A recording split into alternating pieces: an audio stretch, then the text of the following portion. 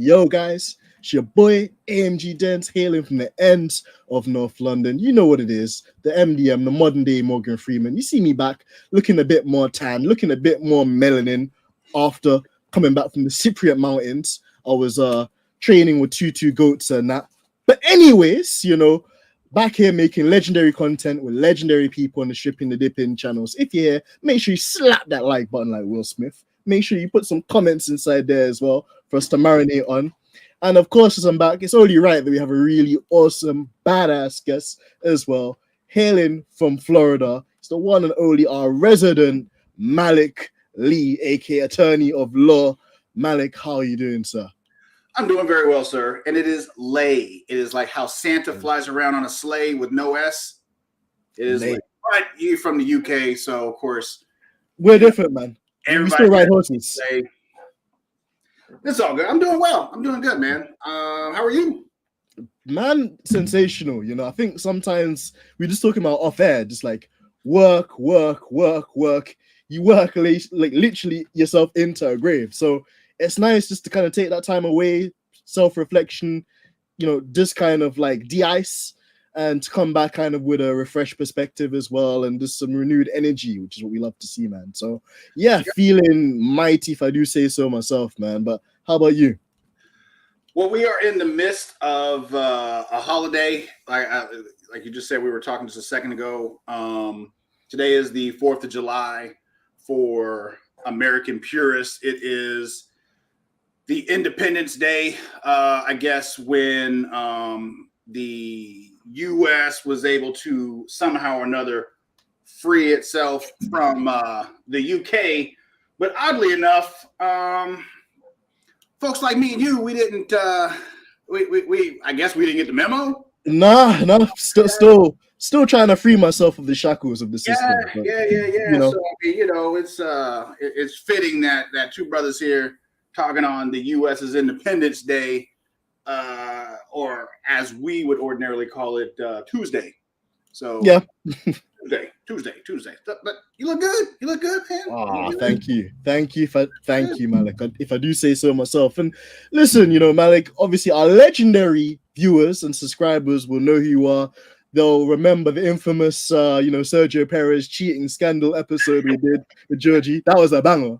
I've been even explaining to my girlfriend off air that one went down as a street classic. Free Sergio, indeed. Sergio. And of course, as well, we had you in the build-up of the inaugural Miami Grand Prix as well, giving us insight into just life building up for the residents in that kind of storm as well. But yeah, just tell our new listeners more about yourself, because you're not only just an attorney of law, you also have a very awesome and groundbreaking service, which we'll get into a lot more later, which I'd love you to intro. And yeah, you even fly planes, man, which again is awesome. That's a little new for you. No, so I am an attorney here in South Florida, here in the US. Originally I was doing more family and dependency, and even within that, some of the much more crazy aspects of those two.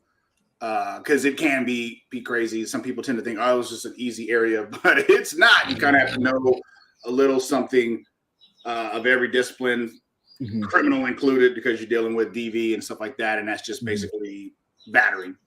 But now I'm doing, something a little different, more property law, insurance based. I still do the family stuff, but it's more on the lines of, helping other folks and kind of doing some seminars and stuff with that.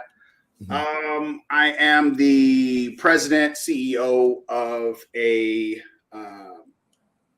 mobile healthcare platform. It's called WL Well, VHS, or Virtual Healthcare Services. So very much similar to, telehealth and telemedicine type platforms. We create more of an on-demand type of system and service. But we've also started adding a few things. Like right now, if you went to the platform, we're offline because we're doing some updates and some modifications, which, like I said, we'll talk about that here in a little bit. I returned to the air. I just had a birthday about 2 weeks ago, so I just turned 1,017. But when I was 997, so about 20 years ago, I used to actually fly airplanes. I learned on a Mooney M20, and but then life kind of got in the way while I was on my way to finish all that stuff up. So I never got to finish officially. 9/11 happens, and I was worried about getting shot out of the air, which it could probably still happen. And so I had to put it aside 20 plus years forward. I said, you know what? I got grandkids now, and I need a little bit more freedom. I'm in Florida. I want to get the hell out of Florida. Post COVID, everybody's still able to operate the way that we're talking right now. So I'm going to get, I'm going to get an airplane. So obviously you got to be licensed to be up there, or else they will shoot your butt down. So, so I'm finishing that up. I'm pretty much done, and just doing a whole bunch of other different ratings that it's always something. So that's just me, man. I mean, I just keep moving. It's the best way. It's honestly the best way, man. And first of all, happy belated birthday, and second of all, man, it's amazing. I really admire as well that you've had like an old love in terms of the flying, and then you're revisiting it later down in life as well, and still able to explore that as something to get into, and it's fascinating. You got to do it. I mean, you won't put your life on hold. I've got this big, I don't know if you can see it. I got this big nasty scar on my head. So I've had a couple of knocks here and there, a couple of close calls, a few, ducks out of the way of the moving truck, so to speak. Yeah. And, on the other side or during the mend, it was one of those, you change your outlook. Mm-hmm. Some people can appreciate it. Some people think that you become a little bit more dangerous, because if you stared it in the face, you're not afraid of it anymore. Sure. So, so at this point, it's just about going about doing stuff. If I finish, I finish. If I don't finish, at least I tried. I was on the way to doing it. But it's never one of those situations where they say, like if I crash while I'm flying, say the wing falls off, because you crack those jokes when you're in the air. Right? If the wing falls off, do not say, "Oh, well, at least he died doing what he loved." Hell no! I did not. Because on the way down spinning, it sucked, and it was. I can imagine. And I'm trying to figure stuff out, and then I hit the ground. So no, I didn't die doing what I loved. I loved being alive, and Of course. So anybody that ever says that, yeah, you slap them in the face. Yeah, overrated cliche for sure. The cliche in the world. Like, no park ranger who gets eaten by a lion ever says, or their family who says, "Oh, he died doing what he loved." Like, no, he didn't want to get eaten by a lion. True. It's not ideal. It's definitely not ideal, man. I can tell you that for sure. Nah. For sure. Well, we actually got some comments in here as well. So we've got Abby, shout out the sexy wifey. So Abby, thank you so much for joining in. The melanin, of course, chocolate. And we have Mr. Monsieur Blag, of course, Blag the First of the First Regiment, the usual co-host of our Stripping the Dipping podcast. Where's he at? Man, he doesn't reveal his face, man. He doesn't reveal his face. So he's like Raymond. He's like basically I'm Batista, and he's Rey Mysterio. Like he's just all masked off, like belly on his face, like he's gonna rob a bank or something. I don't know, man. You're gonna have to say something to him, bro. But yeah, Abby saying flying planes is so cool. It is, honestly. I mean, the closest I'll probably get to ever doing that is in a simulator. But for you to actually realize it is mega. That's super cool. Get up there. I'm a huge advocate of flying, not necessarily because there's a pilot shortage and all this other stuff that's going on that's being advertised, which there supposedly is. Pilot shortage or not, that's still going to be a hiring decision, right? Which is more of a legal thing. But the freedom that you have, the earth shrinks when you're able to get to it within a couple of hours. You know what I'm saying? And, you look on a map, because most people's idea of traveling is through a car. True. Oh, man, that's 6, 7, 8 hours away.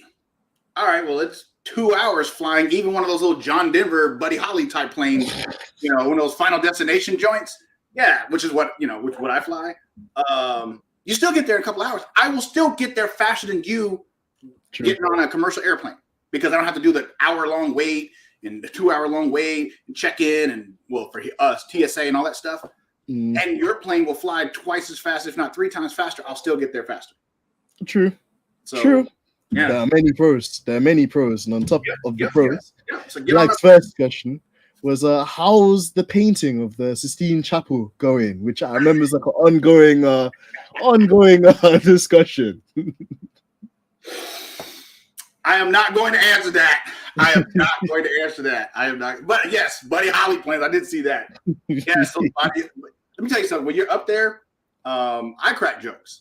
Whenever I land, I start humming the Top Gun music. Or actually, when I turn to what's called turning bass to final, I just start doing that. And if I've got a CFI with me for the rating that I'm trying to get, if he's with me, he just starts laughing. And so because the headset I have is a Bluetooth setting, so you can pump like music in from your phone.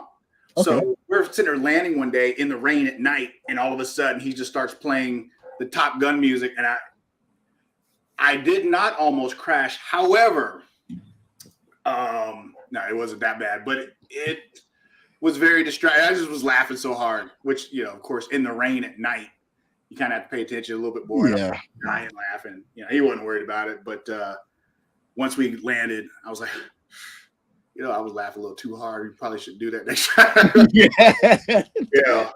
Oh. He said the Sistine Chapel. I'm going to. Bro, you have to fire him back a response soon. Let's shut up on that one.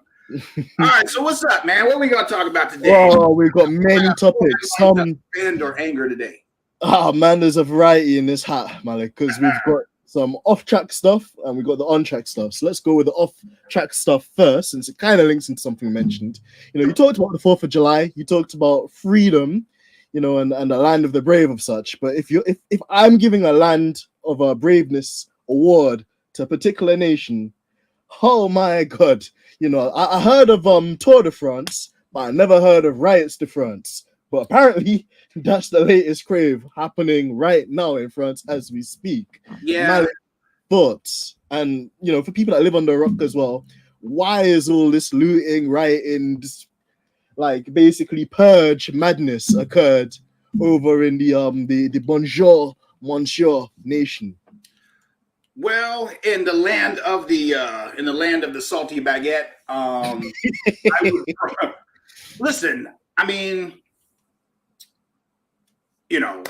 I would probably say bravo, because Brava is, I guess, is the next country over. So I'd say bravo. I mean, it's a long time coming. That it is Algerians for the most part. Says a lot, notwithstanding the history, but at the same time, you can't, ignore the history and everything. I mean, policing around the world is typically, and of course, I'm from the land of the broken police.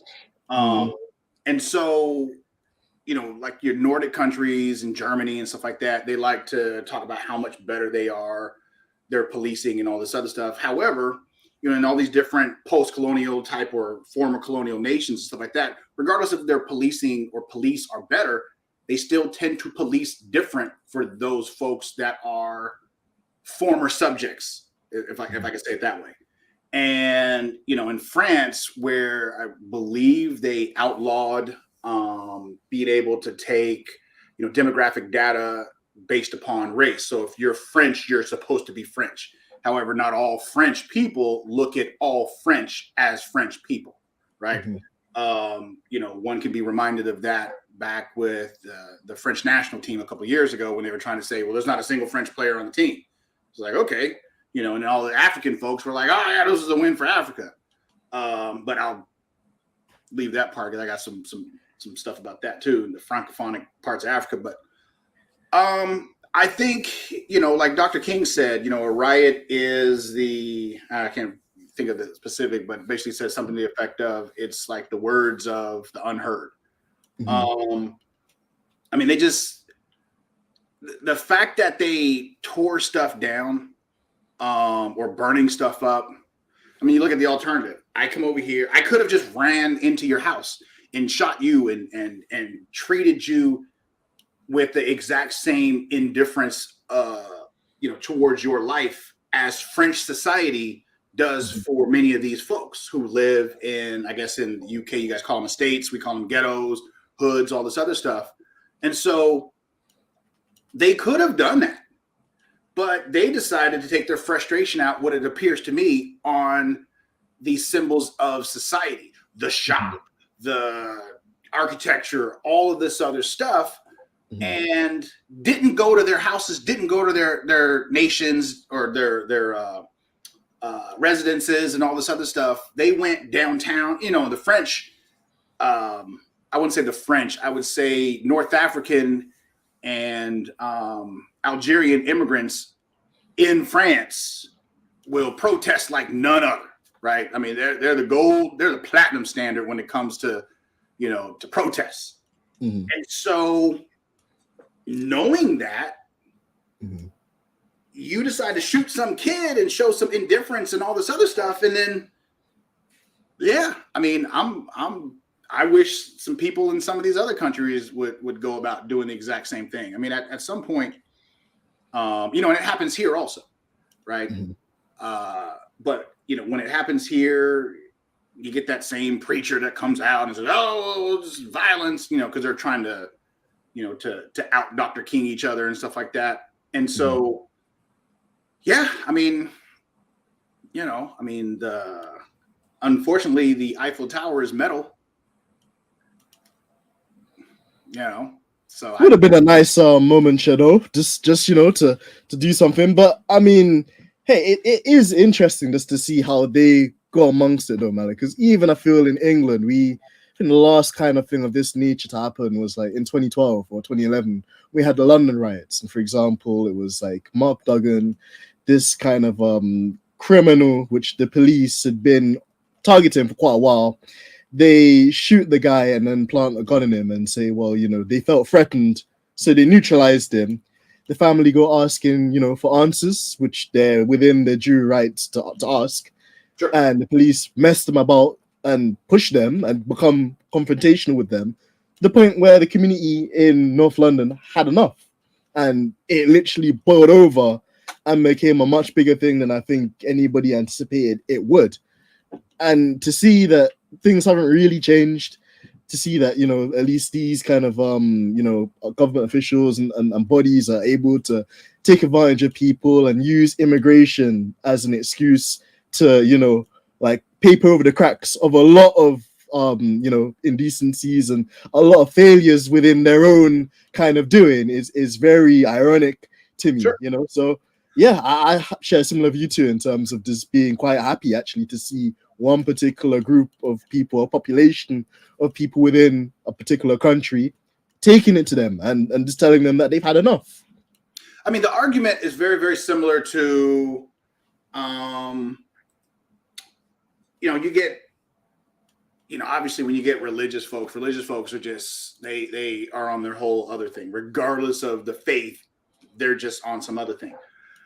But let's say, you get, well, if this woman wasn't wearing that, then that guy wouldn't have treated her as a sexual object, as opposed to, maintaining some kind of standard in this manner, holding the guy accountable, right?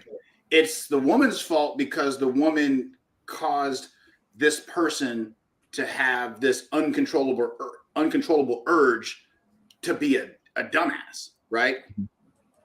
All the racists and all these other folks, your Le Pen types and, MAGA types for the US, the idea is, well, if we didn't have all of these immigrants in the country, then our society wouldn't be reacting to them in this manner, as opposed to, well, just have a better society. The people shouldn't be a bunch of racists, or they shouldn't act in this manner, right? I mean, France, I always find it hilarious that France escapes the same kind of scrutiny that, Germans did. I mean, France was doing madness. Right? You know, they were, for the most part, they're, you know, who was Vichy and who wasn't, right? And you tell by looking at them. No, was it most of the country? Yes. Was, you know, did they try to make as many of their colonial holdings fight for them also? There was a back and forth with that as well, right? So, and truth be told, the French are the ones that started World War II, right? With all of their, you know, anger towards, or the people were stoking anger with Germans in some of those occupied areas when they were using African troops, right? And using, you know, they're the ones that started right-wing radio with the Dreyfus Affair and all this other stuff, right? So people don't, I used to be a history teacher, so people don't know half of all of this stuff to know that, you know, this is France. France turned in more Jewish people to the Germans. The Germans had to tell the French people to stop turning in so many folks, right? Yeah. That's France. That's always been France, right? And so to think that France is going to do something different, you know, the same France is doing what it's doing to Haiti, that's causing, you know, a good chunk of, you know, West Africa to continue to pay them to, you know, use a currency that France itself doesn't even use, right? So all that kind of stuff. Yeah, no, I'm totally, and then they do the fraternity and liberty and whatever the third lie that they say, you know, I mean, if France just stayed on fire, I'd be totally fine with it. Right? You know, totally fine with it. They're, you know, the language is cool only because we're told that the language is cool. Other than that, I can get your chunk, man. Get your chunk. Yeah, of course. Well, Malik, from one tirade to another, there's this thing called Formula One. They go around the world. It's a bit like a circus, to be fair. They have this thing called the FIA. I think they stand for failure in action. And they tend to have these disastrous monstrosity of things called motor races every other weekend. They're based out of France, aren't they? Yeah. What was the irony? Well, I mean, true. True. Is it the normal name, like the International now, the Federation, all this stuff? Yeah, isn't it like in French too? Yep, it is. Yeah, I hope the Algerians go burn that joint down. It'd be the start of a great movement. I mean, that I can assure you. I mean, it's like Alpine is revolting, you know. Oh, they have civil wars amongst themselves in the team between Gasly and Ocon for fun. So that it doesn't surprise me if they're not in the pits, like, you know, with pugilist baguettes whacking each other for the best tire strategy, to be honest. So, but Malik, speak to me, man. We had a full race weekend in Austria. It was one of those funky weeks where they added what essentially is like a sprint race. So there was more television coverage that essentially produced nothing. And then just you know, in case you hadn't missed it, the race took place formally on Sunday, of which Lando Norris snitched more than, like, you know, most of the guys on Rikers Island, you know, just screaming to get ahead of Hamilton, you know, because he couldn't physically overtake the GOAT, you know. And then it became somewhat of a huge snitch party of drivers complaining when they were taking it in turns to go off the circuit, you know. And just before I get you in this, Malik, so the results get published, which then everybody, you know, looks as the classified result. Oh no, of course not. You know, Big Daddy Stroll sends his, you know, henchman over with the papers. You know, when you go to your desk, Malik, and there's a huge bundle of materials to assess before the prosecution, you know, just a huge number of papers. There we go. Wouldn't be surprised to see some Aston Martin letterhead on top of that, you know, basically complaining about the results. So the FIA say, okay, cool. The result that was classified is not the official result. And actually, we're going to review this because there's been 1,200 incidents of track infractions, resulting in Lewis getting another penalty, Sainz getting another penalty, and the top three keeping their positions, although Sergio Perez gained, what was it, like maybe 16 positions? And you're not telling me that at some point he didn't, you know, double off the white line like he did when he was trying to avoid his misses in Monaco? Yeah. Oh, yeah. Perez. Privilege. Let's go. But where do we start, man? Like FIA again having a howler. Talk to me. So, first of all, I would like to actually congratulate the FIA in this particular situation, okay? Because it appears that their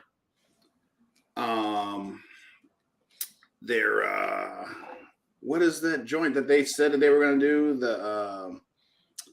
The what is the deal in soccer? The VH whatever the VAR. Yeah, the VAR was finally working. But I think it was Papa Stroll who finally just plugged it in so that their cameras could start working. So the race technically, or the racing, started on Friday. The actual race itself wasn't until Sunday night, when everybody was already asleep and had already turned the channels off. So Sky should probably ask for some of their money back, because they clearly didn't get to, the best part of the racing. What was it? Ocon got like 5 years added. Malik, Ocon's back in jail. He like they took him. They're gone with him. My guy got penalized into the next. They sent him so back with penalties. He's probably in the before Christ times. He got deported. So I don't know where he's at. He's like in Lebanon or something now. But so Ocon got 100 years. Sonoda, he's back to 3 or 4 feet tall. Hamilton got another 5. So, I mean, I don't know. But the crazy part about it was, it seemed like there was some kind of an unwritten rule to make sure that the top 3 did not get penalized, because that would have affected something somehow. It wasn't the fact that they didn't see it. It just seemed like, well, whatever was going to happen, we're only going to do it for the remaining 17 folks that are there, right? I didn't quite get that, but I mean, this season, this has been the most emotionless season I think I've ever encountered. I mean, it seems like the longest, slowest season that I've ever encountered. Who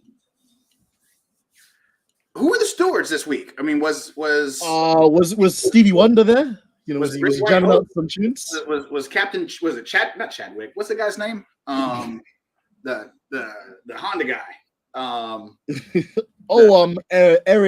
Derek. Was it Chadwick? Is this the great white Warwick? There we go. Warwick, yeah. So I don't think he was there. I think he only goes to the ones in Middle Eastern countries. But I don't know, man. I mean, first of all, the first thing you're talking about was the snitching. Yeah, the snitching. I mean, I've never liked Lando anyway. Lando's terrible. He was supposed to be the heir apparent. And I only mean heir apparent as it relates to the marketing and all this other stuff. But we clearly see that in the Laurel and Hardy, that was him and Ricciardo.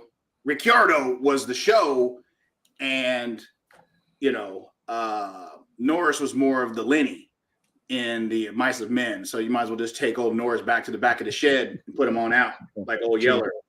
Yeah, that's I agree with Hamilton in the sense that snitching should not be a part of racing. You should be communicating with your team about how to go forward, how to get around spot. Now, I guess if that's the case, then snitching is a way to get somebody out of your way. But you're focusing so much on running your mouth about nonsense than you are about your racecraft. So, yeah, I mean, I would hate to if there's money involved, I'll take the money. I would at least for about 5 minutes say, you know what, I won this because I was snitching, right? Now, maybe I don't know about how it is in the UK as far as the whole snitch code and all this other stuff. They probably say you do not get tea for the rest of the day if you snitch.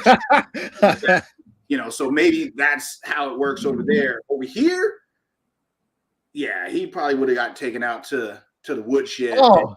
Got just. Well, man, let me interrupt you there, man. Like this guy Lando, he's getting robbed all the time. Went to the Euro Cup finals, getting robbed. Went to, where is it, Marbella the other day, got robbed. If this guy was to snitch on the robbers, gets robbed all the time.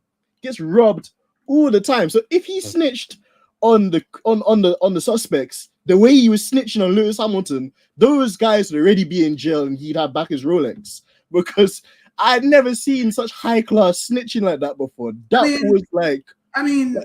Maybe he just got bullied all the time. Maybe he's that dude who thinks he's cooler than he actually is, but just got bullied left and right by nerds. Like nerds were working him up and down. You know what I'm saying? Because nerds typically don't do anything. I'm going to take your homework away from you and do it for you and force you to turn it in, right? I mean, he's I don't like either one of them. I still prefer Lando over Captain Crikey. But because I don't like Russell at all, but he reminds me of Saru on Star Trek. Oh my God, that's a good comparison. That's who he reminds me of. But because I think he snitches just as much. But I'm talking about Lando. I don't care about Lando. Listen, Lando, I don't know why he has like his whole pity party community, and I don't get it. He's so bland. But here's so the thing, dry. You're hearing more about Lando than you're hearing about their failed leader, right? Because their failed leader tried to stay in the front like he was Suge Knight or something for the longest, right? And now that Suge kind of shut up a little bit, they're pushing Lando to the front, and of course, he was doing pretty well considering in the race. Yeah, considering how well he was doing, he diminishes all of that stuff by just sounding like a little whiny baby. Now, at the same time, what they probably should have done, and this is Sky also, I much prefer each one of them calling each other assholes and cussing at each other and calling each other's names and cunts and all this other stuff. I guess you guys say that, but I say that here in the States, but call each other names like that. What the hell is he doing? And all this other kind of stuff, or Sonoda flipping the fuck out, right? Every week. Hear that. Then just like Black said. I mean, only 13-year-old girl. That's because, but at the same time, I mean, isn't he DMing 13? Oh man, he's in McDonald's grooming them, Malik. You need to speak to him, man, before he gets a charge. We get a judge right here. I know I don't let the grave fool you, man. I'm a baby face. You know what I'm saying? He might get the wrong idea. I mean, I'm not trying to. Good old Lando might be catching some charges, and listen, I'm not involved. I mean, let me stop. Because. Let me stop. I do get the Chris Hansen vibes a little bit.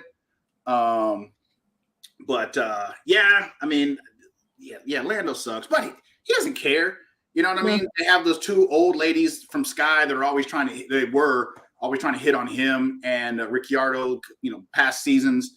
Now I guess they have to,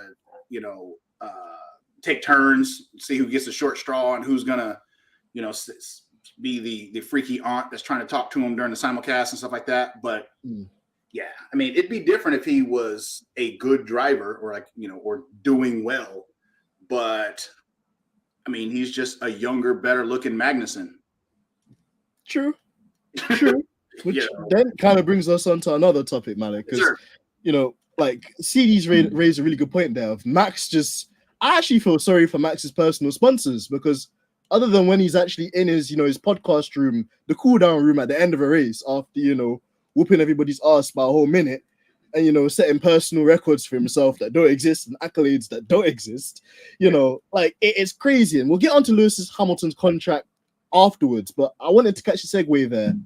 Lewis made some really interesting comments in such saying that the advantage that Red Bull have considering the cost cap breach, is astronomical. It's very unlikely, realistically, any teams will be able to catch them. Is there a thing now where the FIA have to take some redress if they want to sustain viewers, if they want to sustain interest, if they want to sustain some element of there being a challenge or a sport, of making the team start development of the car at the same time, almost as if it's like a BOP, a balance of performance, instead of Red Bull having a fine and on top of that reduced wind tunnel time, and they have a car that's so dominant they can already start developing next season's car. So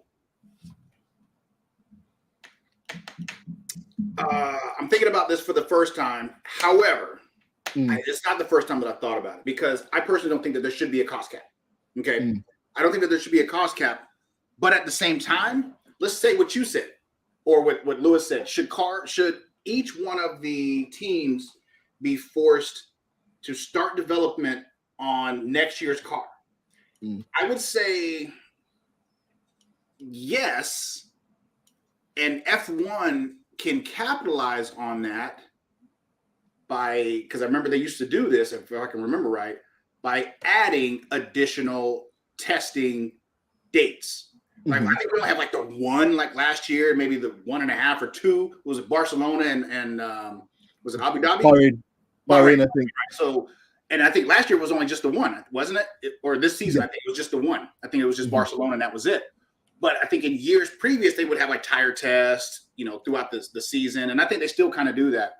But if they're going to have a cost cap, right?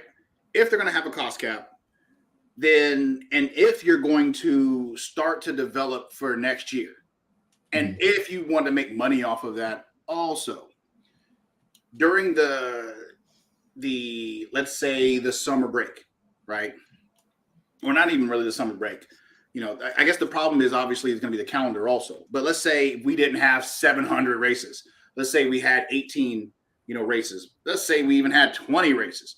And, in some periods, especially earlier in the season, when there's huge week gaps and stuff like that, and you have testing, or you can have testing even after the season starts, right? But let's say the last race is typically January. I think this last season it might have been in November.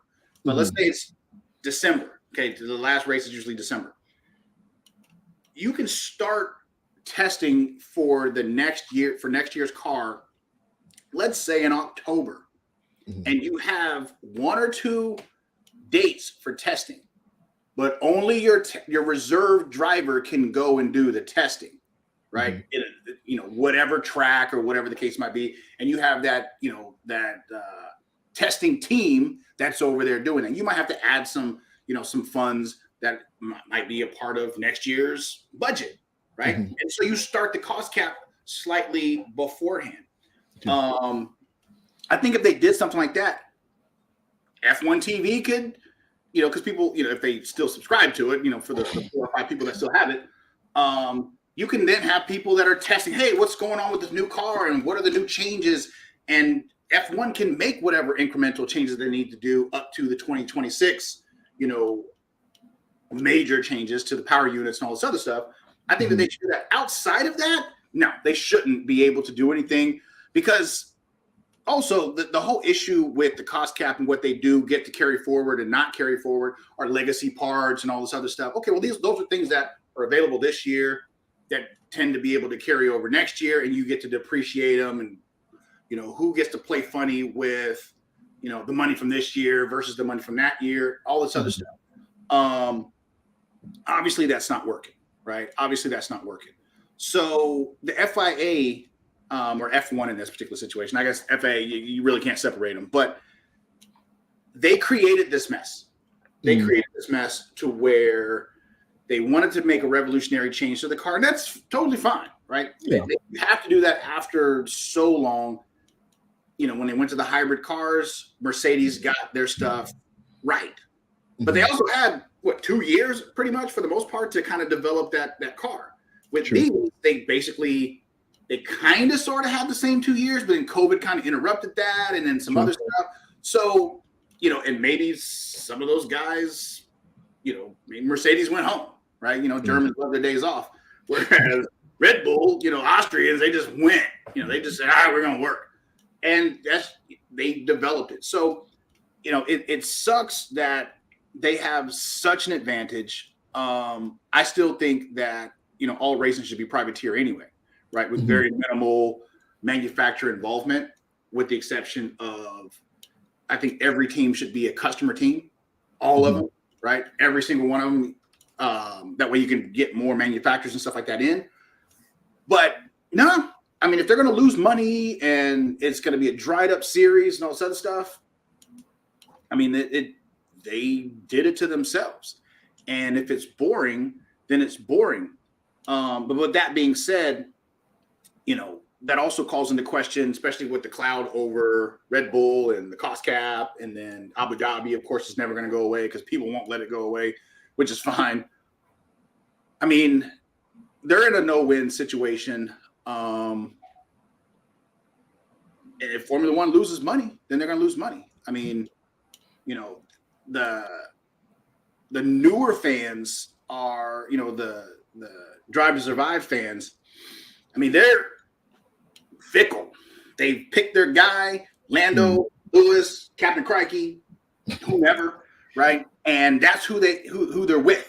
They don't know anything about the cars. They don't know anything about the development. They don't know anything about any of this stuff. They're the same people that watch Love Island and all this other nonsense and pick their person. Other TV shows are available. Just adding. Yeah. And that's just who they're sticking with regardless, right? And that's fine too. However you came to it, maybe that, allows you to learn more about it as you go. But, you're gonna have a very, very sharp drop off, like a Miami GP level of sharp drop off. And, add to it a very, very unlikable, winner. He's not a champion to me, so he's just a winner of the last two seasons. You add to that him, yeah, and like you said, his sponsors, they're like, Sky's not showing him. He's boring. I mean, the only people, I tell you, one company that should probably give him all the dough, Fanta. Why is that? Because an orange drink. That's it. Billions of dollars at Max Verstappen because all they show and just give all the, like his fans like orange Fanta towels, But outside of that, Formula One, it's sick right now. It's very, very sick. I wouldn't say it's on its last legs. People are trying to introduce IndyCar and all, which is extremely boring. I don't care if you get mad at me. I'm legendary for about how much it sucks. But what? You know what? Abigail. We're hating. But I mean, but I think that the fans need to revolt a little more. It's a boring series. What race number are we even on? Are we even over 10 yet? 11, 10, just even for me, I'm into GT3s, I'm into Indy cars. Formula One's got to the state where it's got me actually rating NASCAR, the sport of the South. Like I tell you what, I will never like NASCAR. However, there was something that was on TV the other day when they were talking about how they were at the 24-hour. At Le Mans with the Garage 56 guys. Right. And they were talking about the car and how it looked and all this other stuff. And then they were showing, some of the newer NASCAR cars. I was like, and now they're doing a lot more road races and everything. I was like, I've always said that Australian V8s is a way better series than F1. Doesn't get near the attention that it should. But and the tire issue is kind of stupid also. But just period, the cars themselves. I mean, the NASCARs though. Those next gen NASCARs though. Those next gen joints are dope. And the cool part about it is the fact that they actually had some success and were fast and faster than are getting up there with some of the LMPs and everything.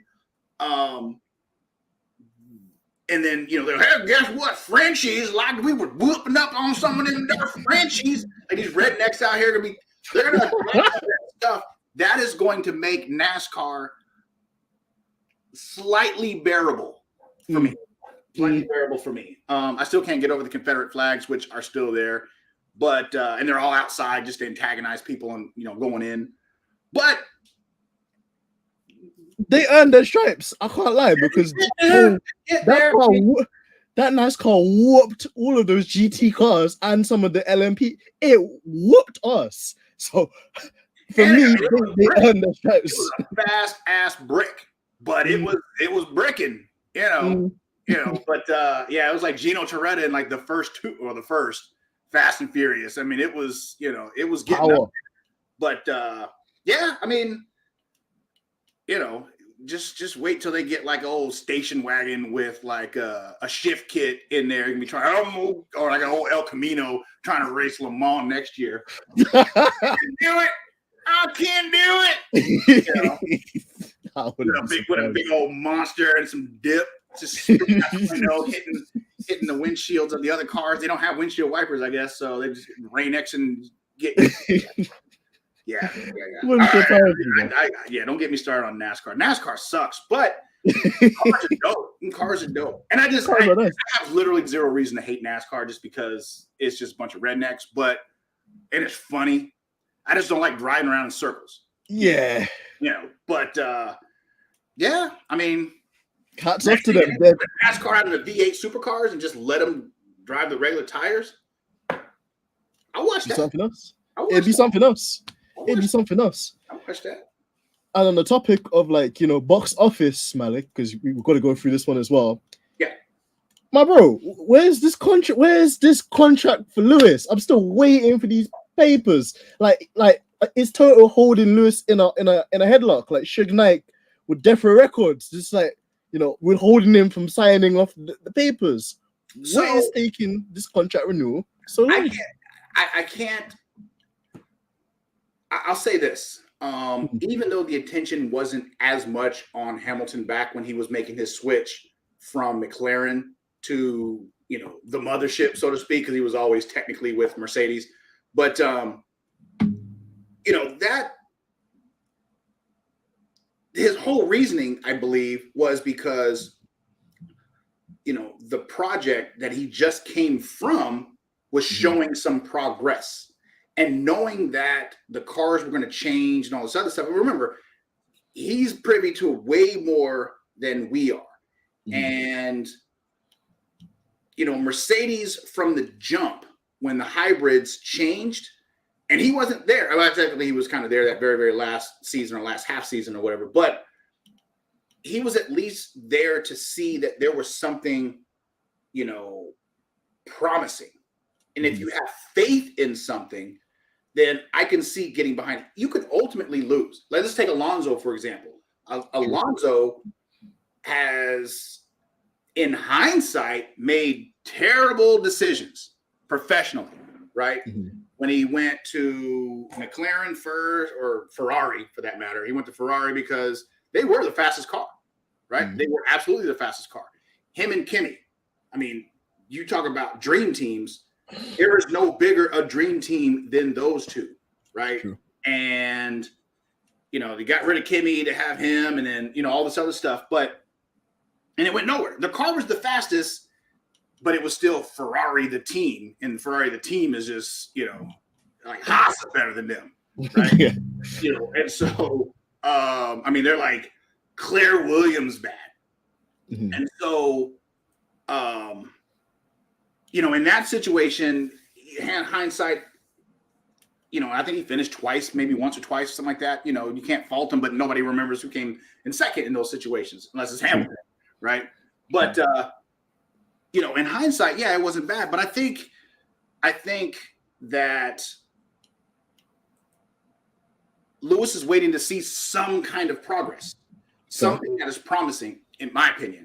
Something that is promising, something that looks like we're going to pivot from this garbage ass road that we're already on.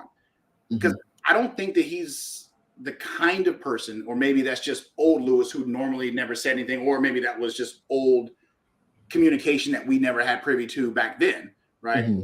But I don't think he would have. He doesn't seem to be the kind of person that would say something publicly that, you know, may cause him to have to walk it back or whatever the case might be. And so, you know, I'll talk about what I'm going to talk about behind closed doors, you know, company man, you know, all this other kind of stuff. But the fact that he's as open as he's been about his seat position, about him not really liking the car, and you guys should have listened to me and all this other stuff, things that we're hearing about, there's zero reason why we should be hearing about any of this stuff. And then when somebody asks him about it, him actually answering the question as opposed to, you know, that whole line like, nah, it's just a rumor. You know, he's, yeah, I said that shit. They should have listened to me, right? And so, you know, and then them hurrying up, trying to make some of these different incremental change, or not even like drastic change. Yeah, I was gonna say. And understanding that it's not the aero package, right? It's the entire engine. It's however they put it together. How is it that we're the manufacturer, but our clients are faster than us? Are faster than us, right? You know, consistently, and it's not just some of them; it's all of them, right? But for the driver who's able to manipulate it a little bit different, these cars are fundamentally faster. It's like Haas. Haas is faster than Ferrari, but it's still a Haas. Right? True. It's still made out of, you know, plywood and parchment paper, you know, so, you know, and old chicken bones and stuff like that. So you're only able to deal with what you can deal with. But so I think there's a combination of, on Hamilton's side, now I'm just speaking for him, his perspective possibly, because I don't know, I'm not there. I'm just talking on my ass. But then on the Toto side, because, you know, Toto's, there was zero reason to get rid of Bottas. None. True. Bottas will always be my boy. And if you want a winning team, if this is a team sport, you had the team. Okay? You disrespected Bottas for so many years by giving him these, you know, 2 6-month contracts every single season, right? You know, and not giving him something longer term to say, I have faith in you, because he's winning races, right? I mean, he was challenging Hamilton, you know, a couple seasons until he was offered another 1 year. And I'm like, why the fuck should I even try as much, right? I'm quiet quitting. He was quiet quitting for like 2 years, right?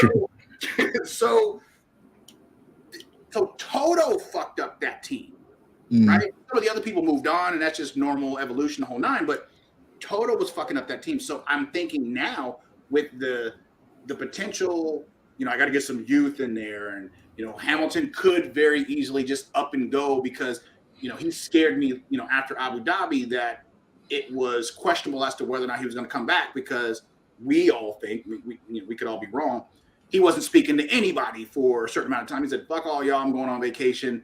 I'm going to Grenada or Algeria, you know, spur, you know, whisper to a couple of things. France, back to Paris. But, you know, so maybe he's aware that, you know, maybe he was looking over the shoulder over Toto's shoulder one day, and, you know, he was like sitting there saying, hey, you up? You know, he saw, you know, Toto's little message to another driver asking if he was up, you know, what you doing 2 o'clock in the morning?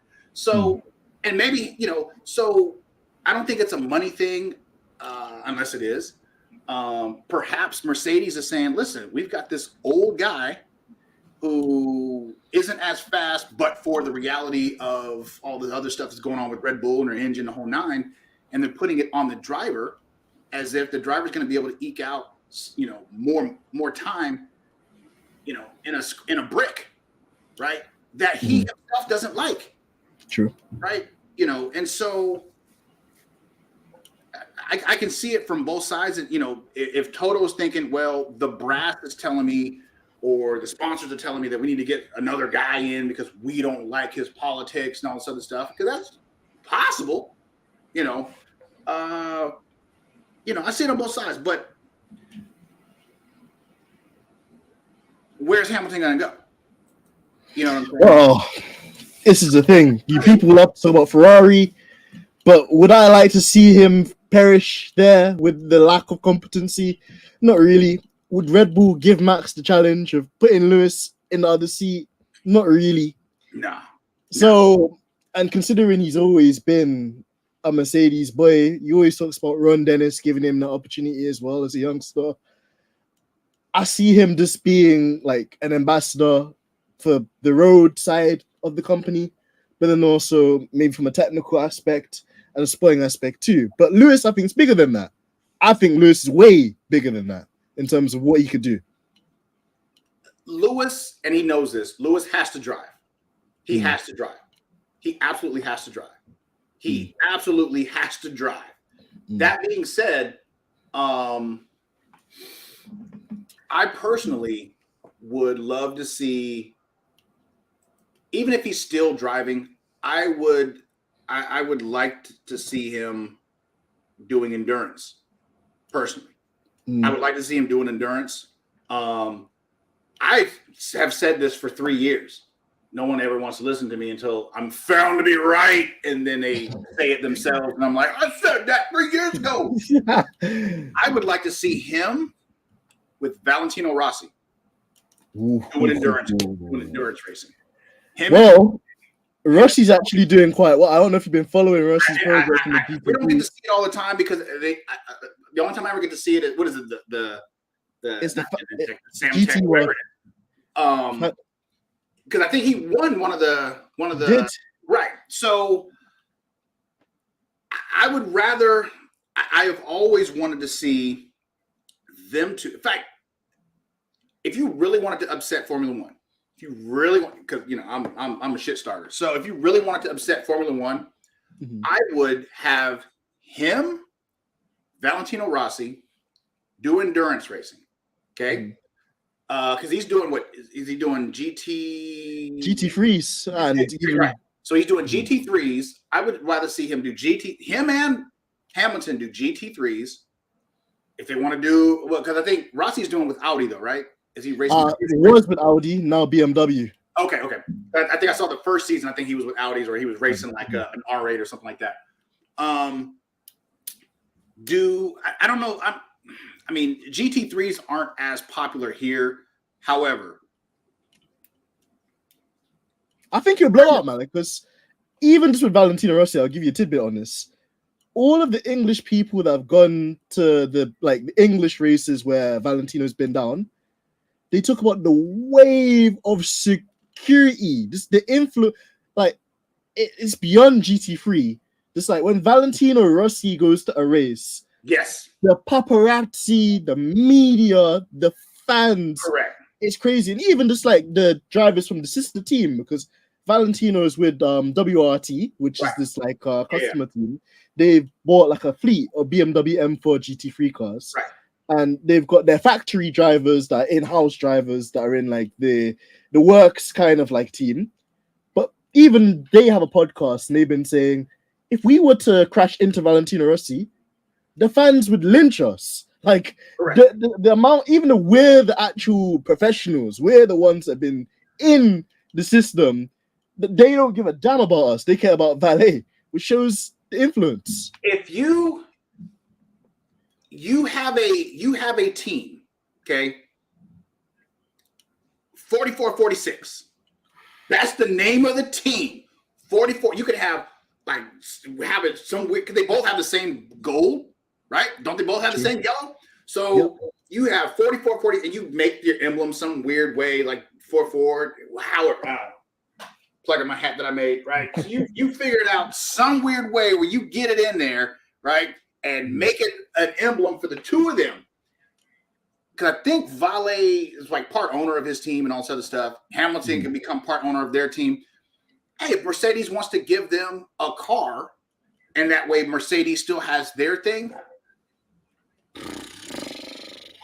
I mean, and from time to time, they do like an occasional race, not necessarily NASCAR, but an occasional, I don't know, maybe a NASCAR race or two. But like IndyCar allows you to do certain IndyCar allows you to do certain races. You don't have to do the entire season, but you can do certain races or something like that. Or if it's like the motor speedways or some of the, if they did that. So your endurance race season, I think, is 5 main races. Like your Sebring, Daytona, Le Mans. I don't know if Nürburgring or whatever is one of them. I can't remember who it is, but you have, I don't know, does Spa still do? Yeah, the large. Okay, so because I know they have like the larger track and they have the little small rained out track all the time. Get me started on that. But you do those 5, okay? You do, and everything that goes along with that. And all the spectators that go along with that. And NASCAR has their team that wants to come in there and do something just, for their own eyes and blows endurance racing. Remember, that used to be the thing back in the day. Yeah. Long before Formula One. Formula One only became really something in the late 80s for the most part. A couple of years in the early 80s, but for the most part, it was endurance racing in the 60s and 70s. Mm-hmm. But if they did that, F1 would be done. Finished. Finished. Done. Right? It doesn't, they'd be like, and then the fact is, I've got 8-time, 9-time, however many time champion for Formula One with 9-time champion MotoGP and Grand Prix racing, Valentino Rossi. Put those two together. If they win one race, one championship, hell would free us over. It would be just like a complete and then they're all based upon normal cars. They're based on normal cars. These are they're whatever, but those normal. You could actually buy an AMG GT or Porsche 911, 992. How many of these people are going to be out here doing all these little replicas of whatever their dude is? Souping up their nuts. Man, it'd be nuts. So that's what I would like to see him do. But if it's not rally, because rally's just crazy. Yeah, no, I'd prefer if Lewis stayed away from the rallying, to be fair, because that's just rally is nuts. I mean, that stuff is like, man, it's just too crazy for me. But I would tell you this though: if those two did that, I guarantee you, Alonso and say a Button and some of the older cats who we all know can still race and all that stuff, they would get in there. They would end up monopolizing, because you have 30-something cars racing. Sure. Yeah, it's even more than that sometimes. It's even more. You just did GT3s, right? So you have way more tracks. You can have your Kyalamis and all this other stuff, and you don't have to worry about somebody messing around with you and stuff like that. It's so you can have that number of races. What? That's what I would do. That's what Brian Boitano would do. It's a big play move though, and I could see it, because whilst I understand from the perspective of, in terms of Formula One, Lewis has achieved everything. There's nothing for him to prove to them. I get what you mean. He's still got that innate bug. Even when you look at the earlier footage of him racing RC cars, you can see racing really is his life. And it's cool that, he gave up his accent to be number one. True. There's always that. And even just, he's so, it amazes me, man, like how talented the guy is. I think he, whatever race one weekend, well, I guess he can't do that. I was going to say, I don't know, maybe he could, because he doesn't necessarily have to if he doesn't care. Whatever race, let's say there's a race that is the same weekend as a Formula One race, and he does a race with, say, a NASCAR team, right? Just to see if he can get more eyes to watch that race. If it's even equal or, within 20% of the viewership, F1's got a problem. 100%. But isn't it something like Lewis has more Instagram followers on his own account than the F1 channel or F1 page does? Yeah, but I think but nobody. It just, obviously no one cares to that extent, but it still shows this one individual. People underestimate that Lewis is the Cristiano Ronaldo, the Messi, like the actual, he is the like Serena Williams, the Tiger Woods, the Michael, he is Formula One. Like, no matter how arrogant that actually sounds, he is I mean, it is what it is. It is what it is. But yeah, no, I mean, and the fact that, you know, that he's able to do that, I would do it just to even add his brother in on it. You know what I'm saying? Yeah. Put his brother in, you know, either have his brother racing with him or have his brother be one of the main strategists or whatnot, working with him. Yeah, because Nicholas is doing his thing as well. I think even in the touring cars. And I mean, it's ridiculous. I still think though a dream team with him and Vale being the dude, right? For so long. I mean, for 20 something years. Hamilton is creeping up on that. I don't think Hamilton eclipses Vale, to be honest. Right? I mean, just being pure honesty, because I used to wear a race when I was younger, lighter, and better looking. And you know, this was back before MotoGP changed from Grand Prix racing. You know, Olivier Jacques and all those other guys were still racing. Kenny Roberts, the first one, right? And so, that's how old I am. I'm a geezer, you know, Carl Fogarty in the World Superbike days. So, I mean, you put those two together, I would love to see that I think that would cause the FIA, not the FIA, but just F1, FIA 2, but F1 to halt all future plans and be like, yeah, we can make these changes even though we said they were etched in stone. Yeah, we can, right? Because Formula One's been on its last legs multiple times, you know, within the last 15 years because of things that F1 did, you know, shots to the foot. So, and just be like, listen, and if he diminishes and says, you know what, I'll race for, I don't know what team will let him, but I'll race for, you know, a couple of races out of the season and let the reserve driver continue on because, you know, it's a team sport anyway, remember? Sure. So all you care about is, you know, the team, the constructors, right? So I'll do these couple of races like, you know, Alonso did. And, you know, there you go. That's what I would do. That's what I would do. It's a plan. It's a plan. That's the thing. Well, on to the next topic then, Malik, because you know we've got another one, DJ Khaled, coming up this week. Silverstone Grand Prix preview. Well, I know it's easy for us to be negative, but Toto did say that there was some substantial further upgrades coming, you know, to this Mercedes W14B that's having a bit of a Brazilian butt lift of such, you know, with all of its side pods and funky new underfloors and revised suspensions and stuff like that too. And you know, when Lewis in Silverstone, he's untouchable. Just I think the energy that he radiates from the fans and how he transcends that on the circuit, it's like watching, you know, like Thanos with the Infinity Stones. Just like it's something else. Like, yeah. You think there's any hope for us this weekend? You think we can? No. Still say no. This Brazilian butt lift is going to be more like a Miami butt lift. It's just going to be fix a flat and like cement mix and stuff like that. You know, you're going to have people just dying of respiratory failure and all this other stuff. You know, for anybody that knows about that here in Miami. Yeah, these people be dying over here in these little strip mall, whatever, plastic surgery joints. No, I mean, you can make that thing a straight line, just an arrow with two wheels going straight, right? And I mean, it's garbage from. I like the little Tottenham reference there as well. I think that there are so many different problems with this Mercedes that, yes, Hamilton knows the track.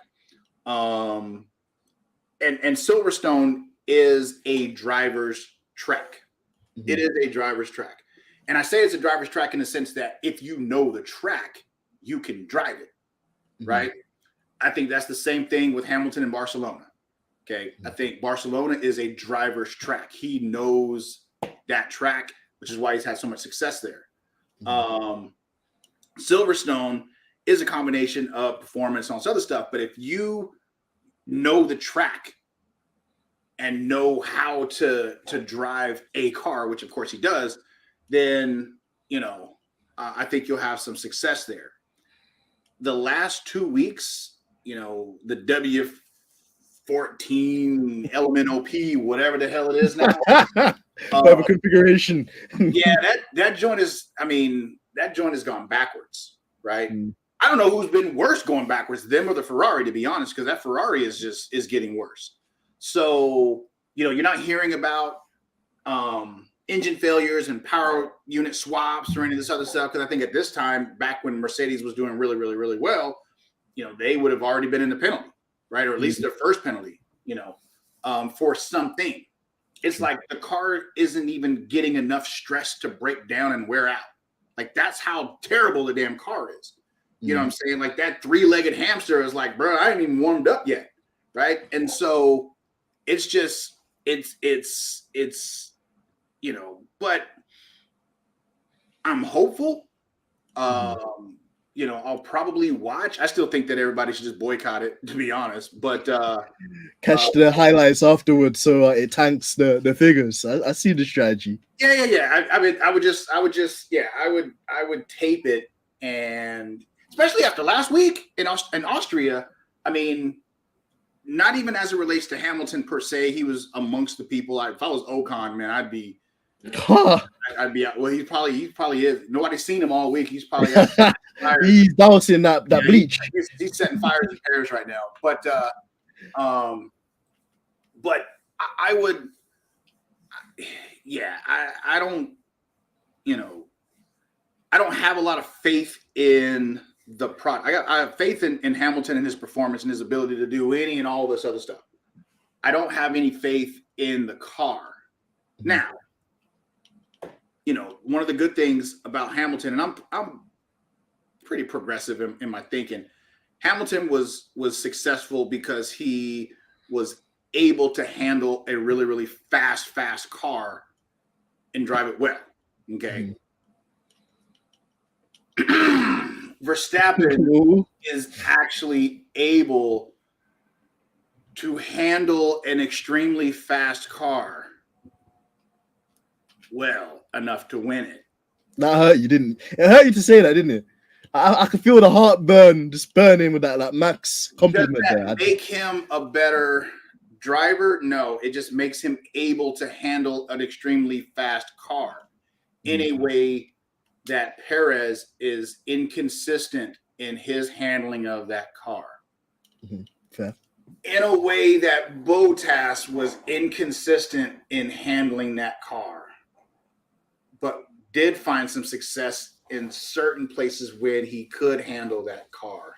Oh my gosh, that hurts. But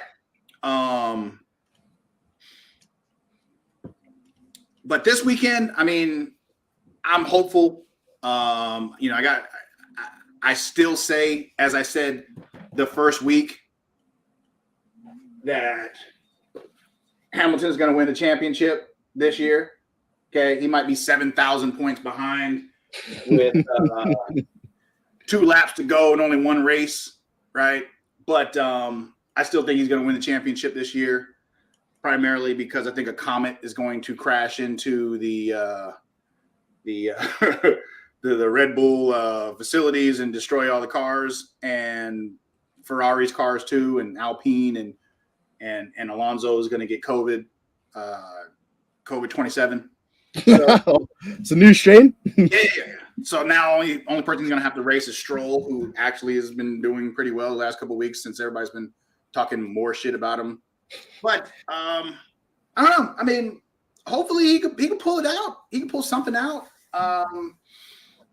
If not, if he does, then you'll have another round of Red Bull whining and complaining about a bunch of shit, and Verstappen, he was throwing thumbtacks out on the racetrack and it blew my tire and all this other nonsense, So, but talk about it's not fair and all that stuff. But yeah, I hope so. I don't know what these upgrades are supposed to be. I hope it's a Red Bull engine. Maybe they stole one.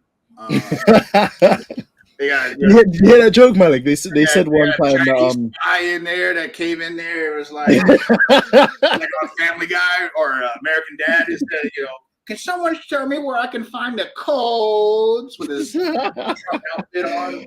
And I was gonna say, Malik, I don't think the Honda engineers left the manual in English for the Red Bull engineers. Hopefully that weekend. Yeah, Red Bull engineers. Yeah, they literally are like the Groucho glasses on, talking about, hey, I'm from Austria. Yeah. No, there's a bunch of Japanese dudes over there working on stuff with big old wigs. Like, the Charlie Chan stupid outfit and glasses that he had on there, the little makeup stuff. But I hope so. I still think that no one should watch it. I still think that no one should watch it live. I think that everybody should tape it and watch it immediately after, so that the ratings tank. But to retaliate against Formula One and all the nonsense that they're doing.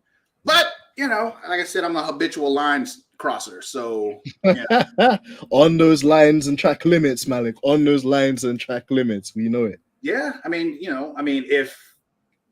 if they want to penalize everybody else for stepping out, might as well step out yourself. Sure. No, it wasn't a Max compliment. It was not. It was an observation. I like that. I need to start using it. It was an observation. See, Malik, when we work in the legal field, it's like the jargon, but yeah. Yes. I didn't commit a crime. I violated a law. Of course. They are not just like Klansmen. They don't say that we burn crosses. They say that they light the crosses. True. So it's delicate. Max is not a champion. He just happened to win a couple of seasons. True. Yes. Can't argue that in that way. They made him winner. There you go. But no, I'm not very hopeful. But I think I've lost a lot of faith in. I'm a fighter, and I think I lost a lot of my faith that Mercedes, even for unrelated stuff, it's just a character thing for me. When they didn't completely go to the hill for Hamilton after Abu Dhabi and pulled out and all this other nonsense and made nonsensical reasons, knowing full well that they had different options and all this other stuff. Maybe someone told him, this is what we're going to do. We're going to do you a solid. We're going to look out for you and all this other stuff. And he trusted. And whereas Warner would have said, hell no. I said, if the shoe was on the foot, like, Max would still be a world champion if the roles were reversed. Because Christian, that's where as much as I don't love the guy, I hate the guy. I have to commend him still, just for any rule, any kind of thing he could work in the favor of his team, his drivers. Yeah. He's doing the full 9 to make sure he secures that. He's not leaving no cards, no tables. He will hold your family hostage. He will go to your house and hold your family hostage for a rules change. He just will, right? And he might still on the way out shoot like your wife in the foot or something like that. Like, hey, just remind you, don't come after me next time. I'm gonna shoot you in the foot so you can't anyway. Whereas, and maybe it's a cultural thing. I don't know. I mean, considering the fact that they're in England, all the teams for the most part are in the UK. Toto. I don't think he's not a fighter in that respect. He's more of a company. He's more of a suit. Corporate. He's very corporate. I think Susie's got more fight in her than he does, and she's been quiet the entire season. True. You know what I'm saying? So,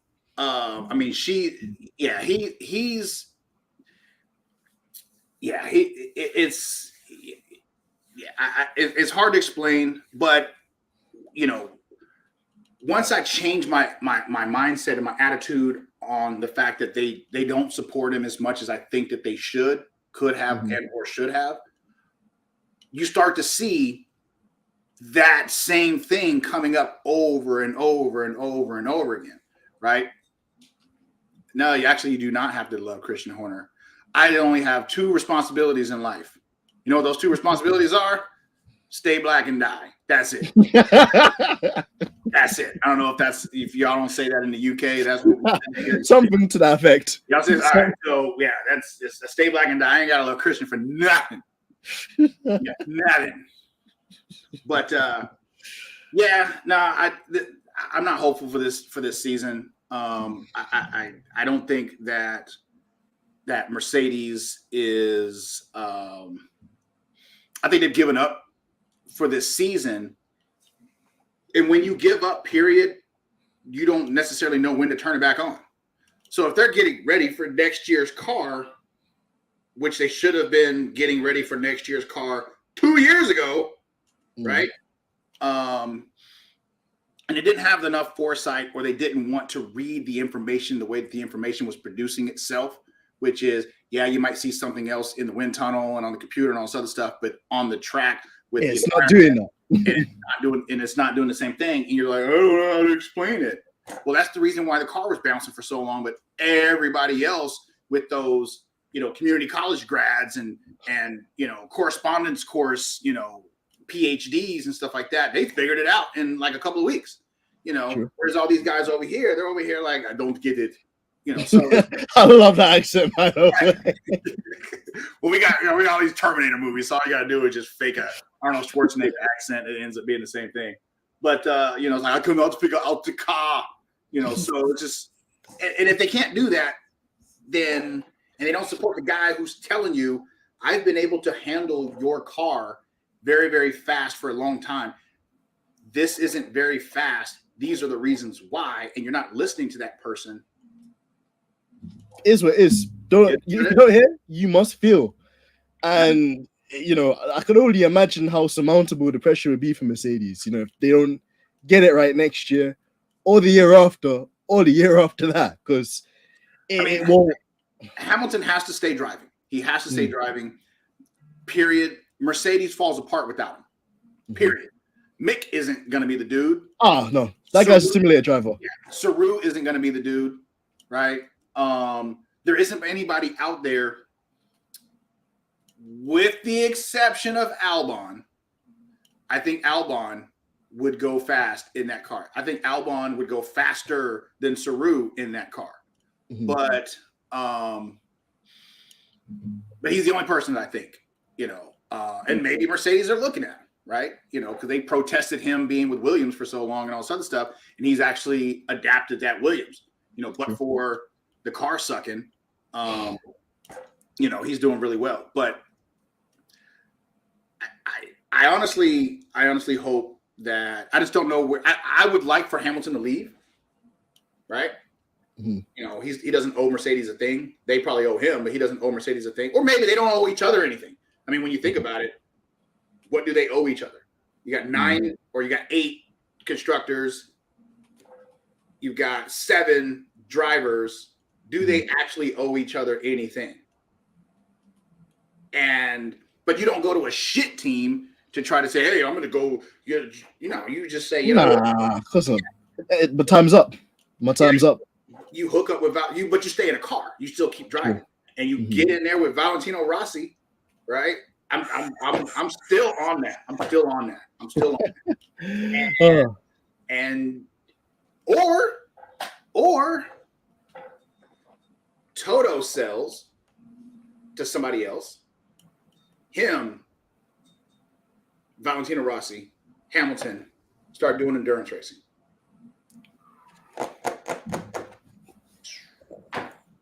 Insert Birdman emoji where he's just rubbing his hands together because that's tasty. I mean, to me, if you just talk about money, because that's newer money and it's all theirs. So you split that 3 ways, all this other. You think those 3 aren't going to be able to get some sponsorship? Oh, easily. Mercedes over also, get a Mercedes car, all this other stuff. And you're unlimited sponsorship in that. True. You make sure you don't have have Sky showing you the shit, but man, get me started. That's what I would do. But I think a lot of people are kind of I'd be just trolling at this point. Just trolling. trolling at this point. Danny Rick. Danny Rick. I don't even see how they even have a windscreen that can hold his nose in. So no, he didn't, man. Man in his beak. Man. And, it's like a Fruit Loops guy out there driving. And Danny Rick was overrated. He won like 2 races, right? I think he got 7 races total. I don't know, Monaco. Yeah, whatever.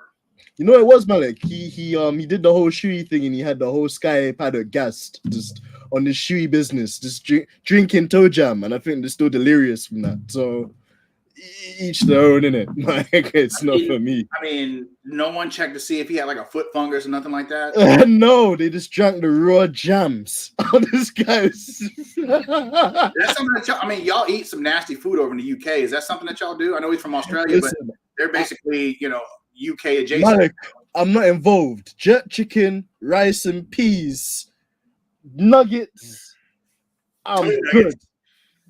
Chicken nuggets. Yeah, y'all eat some nasty stuff, but don't get chicken. What you guys say? Chicken tenders. What do y'all call it? Well, there's a chicken nugget and a chicken tender. Is there actually any distinguishable difference, really? Size. Man, size doesn't matter. That's not what she said. Right? Yeah, a chicken. I plead the fifth. Chicken tender is like that's a strip. A chicken tender, a chicken nugget is just like a little like you chewed it, spit it out, battered it, threw it back in the fryer. Right? It's just like a little clump of chicken. A chicken strip or a chicken tender, yeah, that's long. Okay. Yeah.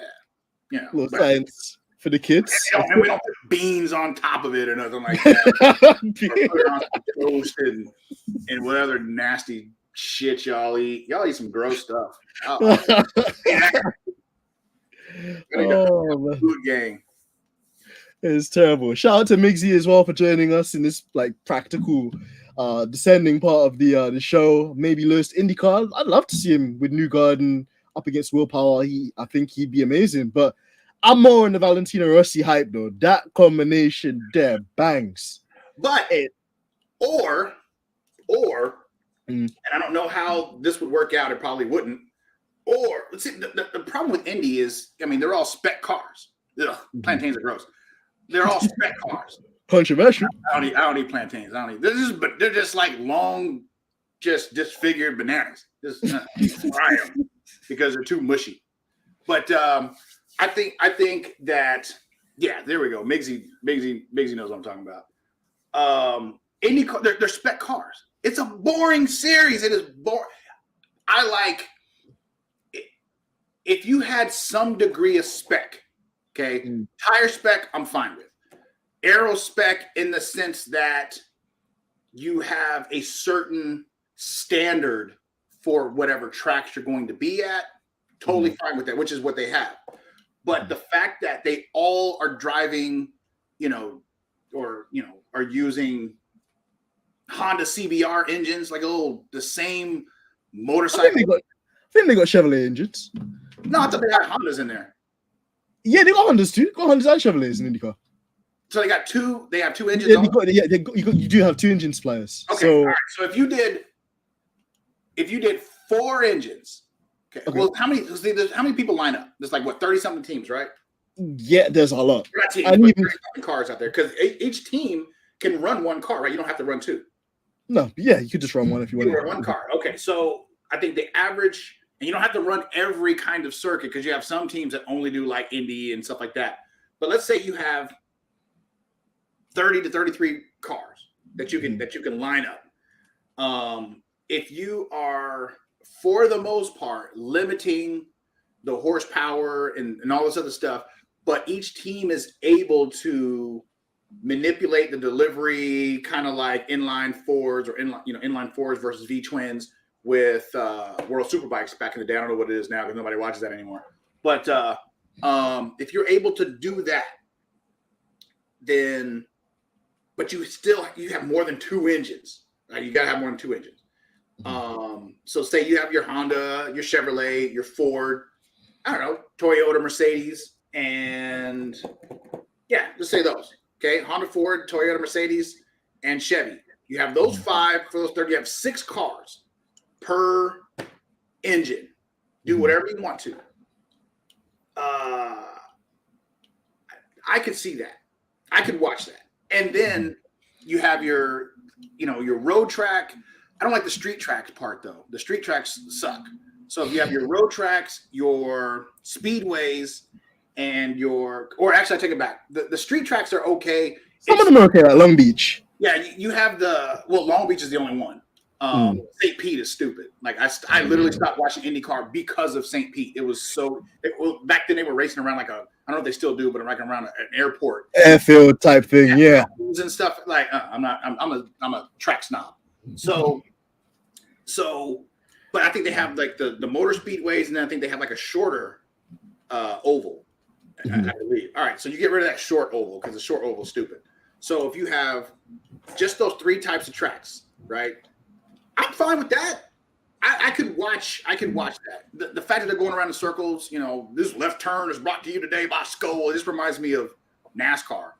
I could watch that. Jollof rice. I've seen jollof rice. Oh, Black, you can't make it. Does jollof rice have meat in it? It can do. But let's get back to the bigger offensive. Black, a Nigerian man that can't make jollof.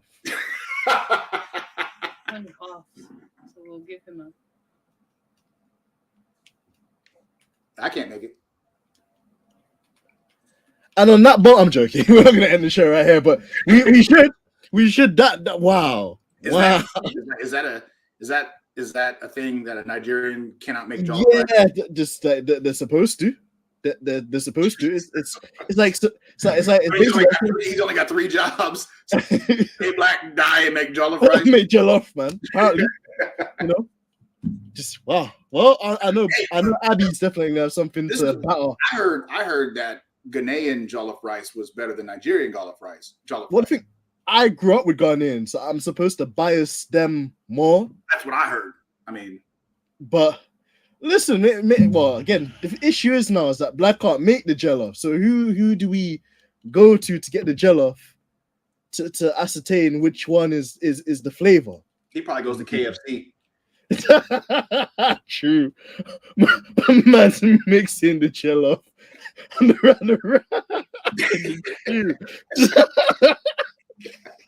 Yo. Just a little KFC jollof rice.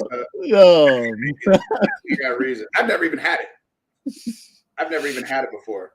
Oh man, I think I tried it once and it was alright. It was alright, but being a West Indian Caribbean man myself, I always pick rice and peas over jollof. But what island? Yeah. What island? Oh, of course, Guyana. Okay, Guyana. Well, y'all about to get some money. Yeah, oil. You know about the oil. You know about the oil. Yeah, I know a little. I'm trying to figure out a way to get down there and. They call black folks coolie down there too, or what?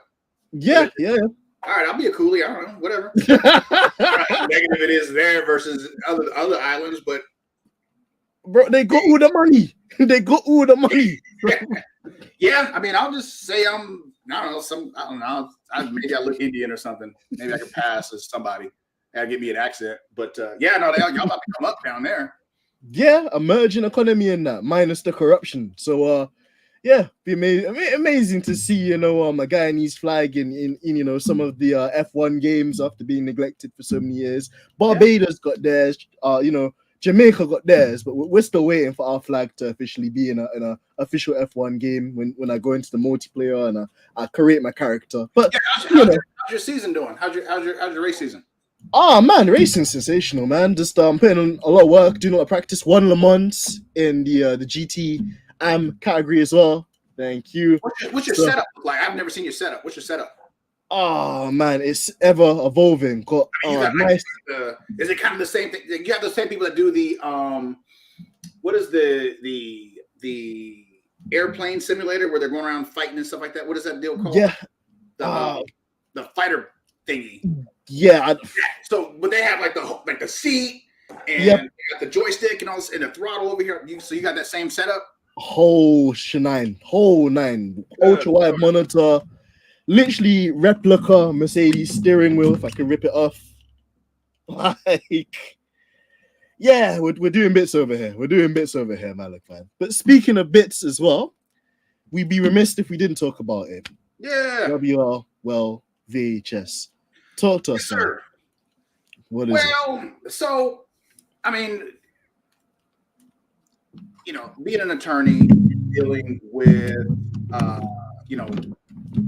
having for a shorter time, having quite a few education, civil rights cases in the whole nine that were coming about, notwithstanding the fact that I had a normal practice area, growing up, my folks were, I'm not going to say here, but they were a member of a certain colored animal kitty cat group back before they got a little faker and they all got murdered by the police and stuff like that.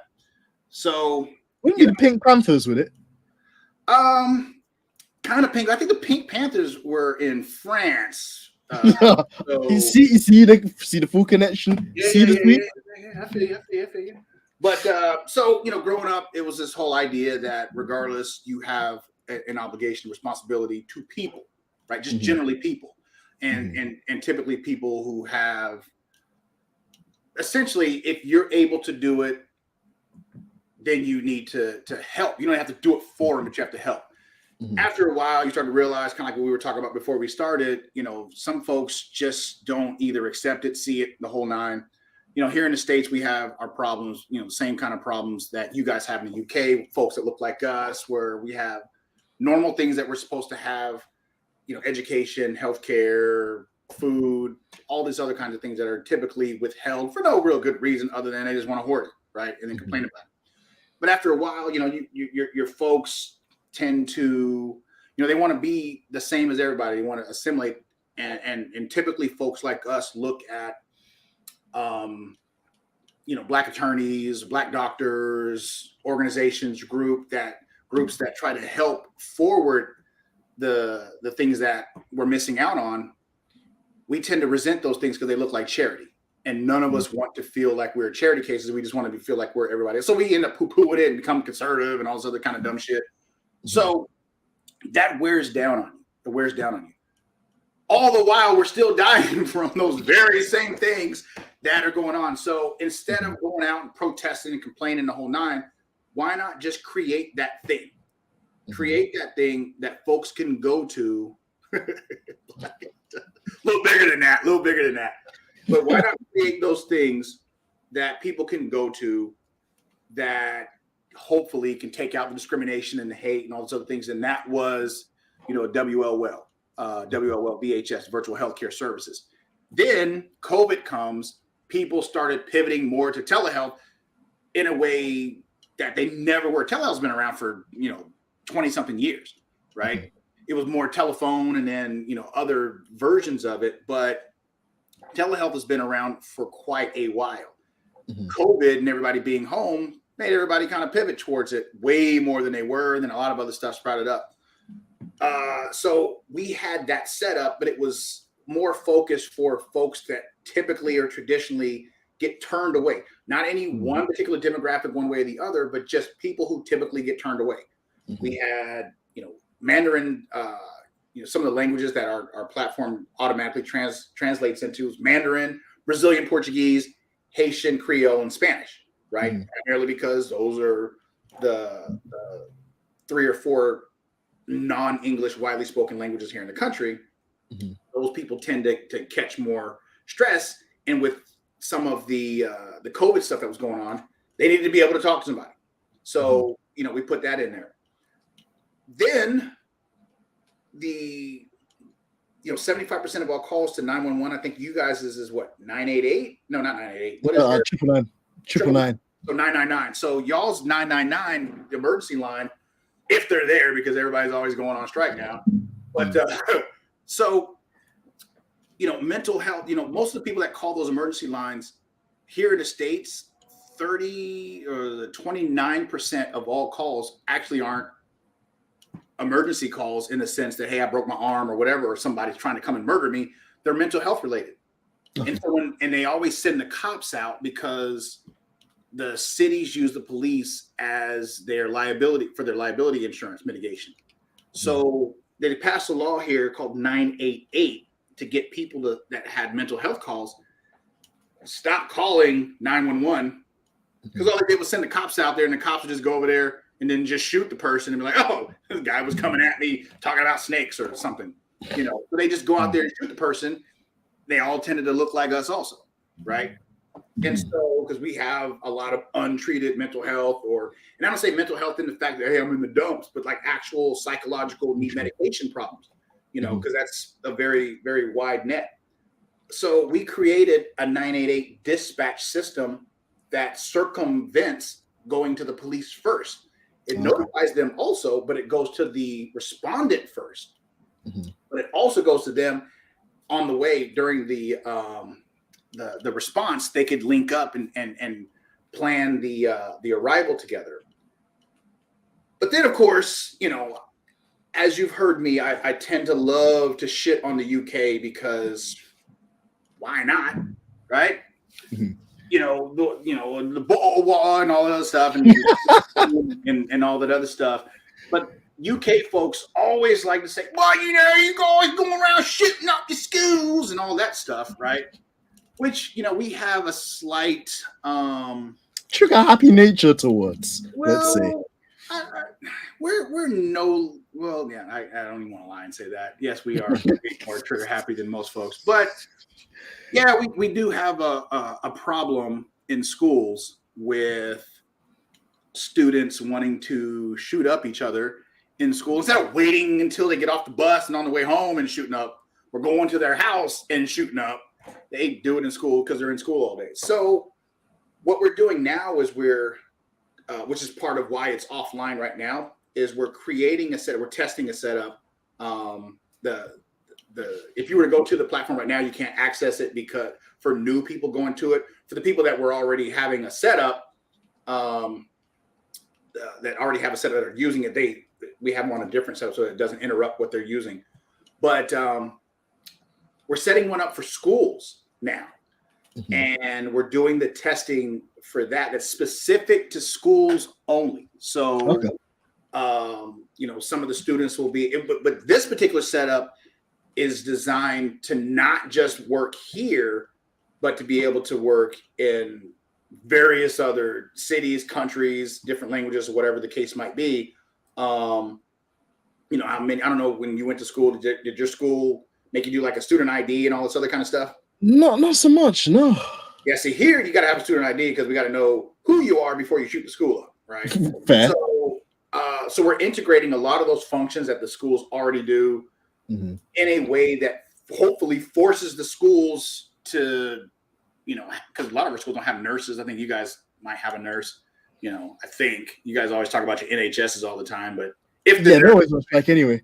if the nurse decides to go to work that day, then so we're having it to where here in the States, unless there's a tool to use to help them out, they won't do it. So we're creating the tool, so now they have no excuse, right? Yeah. Not going to force you to go to it. You can still do the stuff the way that you normally had it, but you now cannot complain to say this didn't exist. Yeah. And so the platform that we have right now with our VHS system, unless there's somebody that's created one or they made a clone of ours somehow, we're the only setup in the country that has it like how our setup is. The one that we're going to do for the schools will likely be the exact same thing.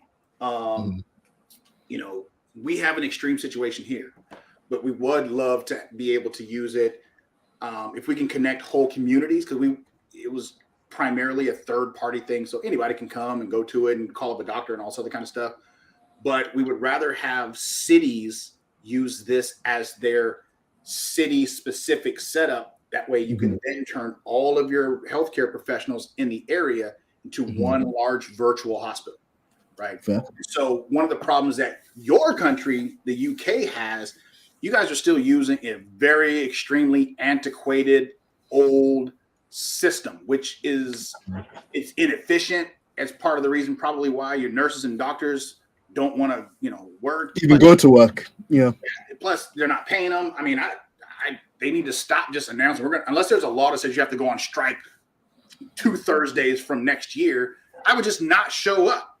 right? Just don't show up. I would stop paying for parking, which is the most ridiculous thing I've ever heard. Yeah, it shouldn't even be a thing. Like, imagine these people actually save lives and they're paying for parking. But y'all's country just fleeces y'all. So, I mean, it's just ridiculous. But, you know, a system like how we have ours, which we can operate there. We can actually operate in the UK because of the way that it's available for people.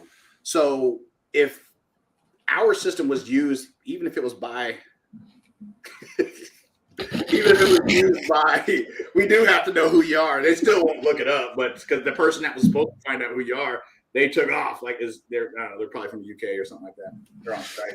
But even if the UK used our system, it would be a whole lot more efficient, right? Even if the NHS paid for the care and all this other stuff and used our system as a triage, it would still be better than the dumbass system that you guys have. I know you guys love the NHS and all this other stuff.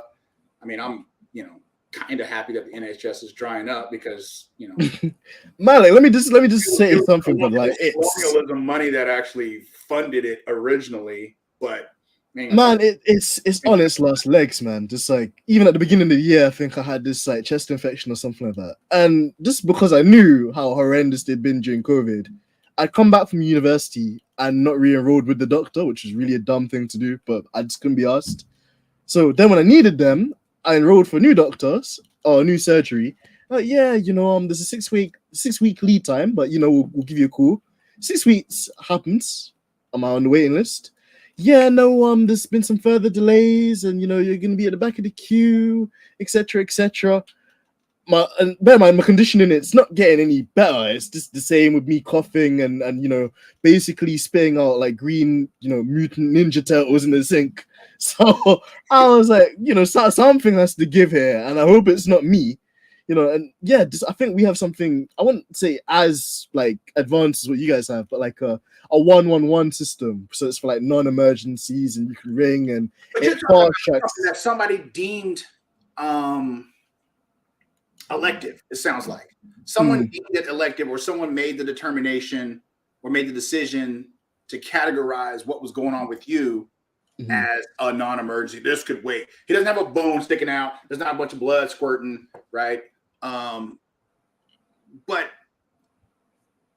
it was a management decision, a bureaucracy type of thing that puts you in the queue. The person who should be making the decision as to how fast you need to get in or whatever is the doctor, right? So instead of just having you go to the hospital that they don't want to repair, what is it? Abby just loves to cuss me, so I just deal with this on a regular. This is like water to a duck's back at this stage. I mean, I watch you guys' Parliament all the time. They're always talking, we're putting in a brand spanking new roof over in West Chuckshire, whatever it is. And then the Labor guys said, "Oh, you've been promising that for 13 years," and all this other shit. That's why I talk so much shit about you guys on. It is hilarious. It's dysfunctional, right? Our stuff, they're useless, but y'all's is just entertainment. It's like it's a different level. Even with like the recent one with Boris Johnson, just like having these parties during lockdown, and only now have they actually charged the guy with holding illegal parties, whilst everyone was being told that they had to sit at home and let their nans kind of rot away in a care home during COVID. Okay, let me ask you a question. I know we're deviating, but let me ask you a question. This is our ADD time. So, are y'all really seriously all bent out of shape over the fact that the guy had some parties during COVID? Not me, because he's not my prime minister. But just is the country actually making a big deal about that they had some parties when everybody else had to stay at home? To an extent, because they genuinely believed that these other politicians would be actually following the rules, when actually they were living large and in charge. They genuinely actually believed that these politicians were gonna actually abide by the laws that they created in the madness of their shit. So this party gate. I don't know, because we call everything gate over here. I don't know if they're calling that over there, but yeah, this party issue versus, let's say, everybody's air conditioner-less house has a 15% interest rate, because I guess everybody's fixed rate is actually a variable rate, which I still don't get that shit. But and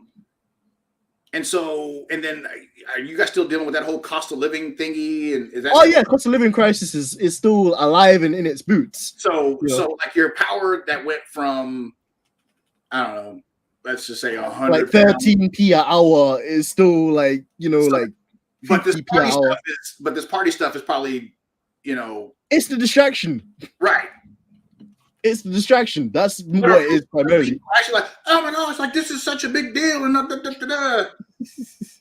you guys kicked out over. You guys, I mean, he was an idiot, but you guys kicked out a prime minister because he held parties or he lied about going. Listen, he said he could go to. Well, he said no one was allowed to go to the parties, but then he did. So they're just jealous that they couldn't go to the parties at the same time as well.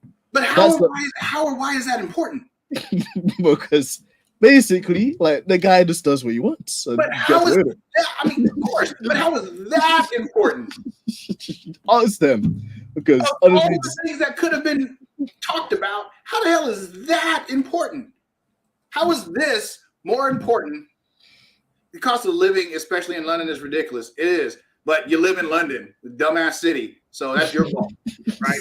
So deal with it, because it's a shit city, right? Eat garbage ass food. Everybody lives on one side of the river, right? Shit ass river to begin with. Nobody lives on the wider part of the river downways because it's busted looking and industrial. Yeah, and in London, not London, but wow. Okay, I said it, but right, but so. What? There? I wasn't born. Luckily, I wasn't born there. If I was born, I'd have left. But everybody's sitting there, and you're still there complaining about it. Leave, right? Right? But you're still there. You can leave. You're an adult, right? So anyway, everybody's bugging out about some party shit. And Sue Gray, some old geezer civil servant who did the same shit, apparently, right?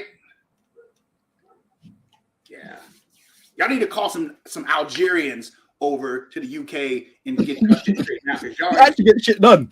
The moment that Algerians come into the country, the whole complexion of the place will look different. Let me tell you, like. No. Don't check out a bunch of Albanians there? Yeah, no, the Albanians do their own thing, man. They just have their own society, and you just can't touch or say anything to them. I watched Top Boy, so I heard about it. Ah, even Uncle Malik's watched Top Boy. But yeah, well, this last season was terrible. You didn't like it? No, the last season was garbage. Last season was boring. It was stupid. The season beforehand, yeah, it was good. I mean, but they kept trying to put the Irish chick in there, and they got the half of that stuff is just like no. Now chopping up the dude and all that stuff in Jamaica and the flashbacks, whatever. Unless that was a season beforehand. But Summer House is better. I still like Summer House. Remind us not to let you talk. Oh, if Malik came to London, the amount of trash talk that would run, it'd be sensational. You know what? We were going to come there. Actually, we're supposed to be there right now. Actually, not in London. We're supposed to be in Ireland, but we ended up having some stuff that happened. But we were supposed to be taking off. No, wait a minute. Today's the 4th. So next week. Actually, we're supposed to be next week and the week after. We're supposed to be there for 10 days. Both in Ireland to go visit a friend, and we were gonna go to London to talk shit for like about 2 days, and just talk shit about how nasty. I mean, we were gonna go there just to try to lose some weight because y'all's food is terrible. Oh wow! Okay, well, I'm glad that you said. I'm glad you said the losing weight part though. I need to lose some weight so I can get in the air because I'm gonna get a plane, so I need to lose some weight. You're adding ballast to the plane, Malik. Adding some unnecessary ballast to that plane, my brother. I am. I mean, they have this thing called useful weight, and most of my weight that's on there is useless. So it ain't doing nothing but weighing us down. But I mean, I'd go out there and probably Yeah, y'all's food is terrible. Y'all might just need me to cook because. What are you cooking up then? Bro, I cook. I'm not black. I cook. Oh, you're not. Wow. Black over there making bread sandwiches and stuff. And he doesn't even have bread. Blacks is catching like straight like bullets out here. I love it. Yeah, America. yeah. Because y'all's food is garbage. What is it? What is it? The aside from the nasty beans and toast shit. You put mushed up peas on French fries. Mushy peas with French fries and some cod or fish as well. Don't look at me like that, bro. It's not me. It wasn't me. Those your folks, man. Those your folks. Yeah, it wasn't me. That's the thing. It's like you know, British folks went all around the world, wearing out folks, taking over shit. We got alligators too, taking over shit, and didn't bring a single one of them spices back. Not a single one. Right? You just brought the cooks back. That's it. Right? Thinking that the cooks were gonna have it. Right. Yeah, food in the UK is, man. Now your fish and chips, I'm pretty sure is pretty good. At least your water is drinkable. Yeah, go and get that Thames water. Right? Yeah. At least our water is drinkable. At least our houses are air conditioned. Ooh, shucks. Going around living in these brick igloos over there. Malik, stop, bro. Every summer I start watching the BBC, and in other news, the weather hit, I don't know, 14 or 12 or whatever the hell, using Celsius and shit. When we're talking about the weather hit, and when you try to do the conversion, it ends up only being like 60 degrees, which is a real, like, good. 60 degrees, and you got all of these redheads, freckles, and shit dying of heat stroke. It's like, I was stuck in the back room. It's extremely hot. It's a whole balmy 30. And I mean, like, actual 30, not y'all's 30. Even if y'all's 30 is only, 80 something and shit. Y'all soft. They'll talk all this shit about British Empire. Motherfuckers can't even handle the sun and shit. Right? Either get burnt up from the sun or just like, oh my God, I'm dying. And that's why I go to London and start talking all that shit. I'll be like, why is it so fucking hot here? What do you mean, sir? Like, open a window. Have you ever thought about that shit? No. Like they put plaster on the windows and shit just to keep it down. Every year y'all talk about this is the hottest summer ever.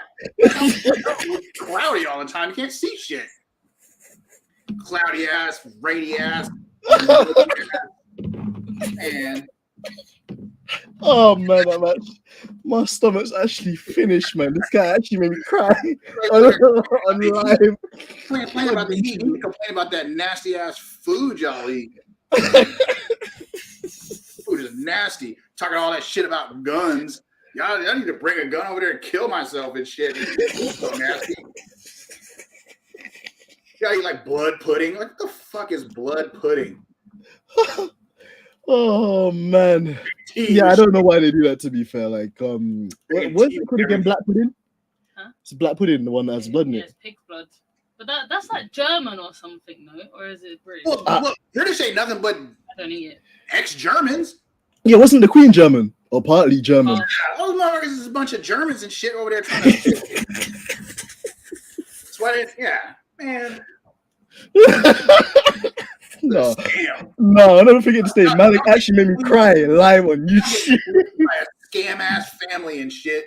That owns everything that y'all can't go to, but you're paying for it. They're fun. They support themselves. They do all this good. It's not good enough. They can't even fade their shit right. Just shave that shit off.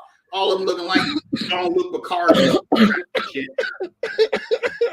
Harry's ass, good and well that dude ain't his dad because he got a full ass head of hair. Come on now. Man, you have the whole royal family in my ass tomorrow, bro. I'm need the police escort to wherever I go, bro. Yes. MI6 You in got my like shit. 50 people in that whole family, they all share the same ass. None. Come on now. Oh, they don't you even see, have like an anomaly in the family. All of them just flat, acid, terrible headed. it's not even that as well, man. Do you see the thing about Prince Andrew? Like, so amongst the royal family, there's like, What are you right now? Lord have mercy. Yeah, that's the rapey one, right? He's into some sort of like funny sexual business, which he allegedly did before the MI5 come and collect me. If I go outside and I see the sniper shots. They need to have like a James Bond movie where they're basically going out and just trying to like, you know, kill all the people that could accuse Prince Andrew of molestation or some shit. Like, we got another one. Yeah, no, screw that, man. I see. That's why I love shitting on the UK. Shitting on the UK is just fun. Oh man, like Shitting on the UK. Shitting on the this has to be its own kind of like segment. I can't lie. I mean, I can start talking about France. Since homeboy on here talking about the French. Yeah, Lamin, which is one of our good friends as well. Hey, what's up, in man? France?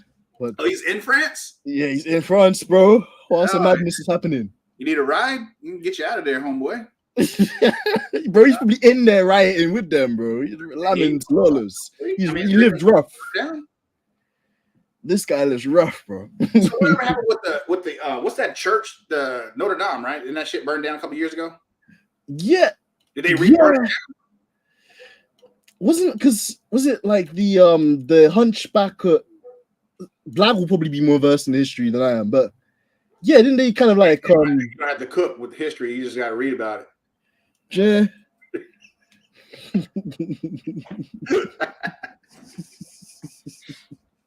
Black gotta be skinny.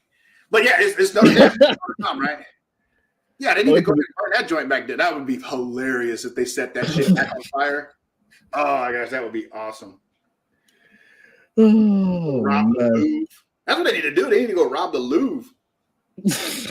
You know what? Malik, we're not here inciting violence, my bro. I don't need to actually get a charge, bro. Nah, well, I mean, they're already out there. I'm just giving them a little stitch. I'm pretty sure somebody out there's thought about it already. Yeah. I mean, hey, the roof has fresh wood in there. True. Probably not even treated because they don't treat shit over there. It's better than our brick igloos, I guess. Man, y'all got some ugly houses too, man. Y'all houses are ugly. Hey, leave the houses, bro. Y'all houses are busted. They're like all 100 years old and shit. Honestly, Black, like Malik was like, I don't want peace, I want problems on this episode. Oh, yeah, don't get me started on the UK. I love the UK, man. I love it. Yep, it's like yuck. You can't spell yuck without the UK. Wow, oh, wow. Oh, I see you did there. Oh, okay. Well, that wood ain't finished. Y'all use just a bunch of bricks.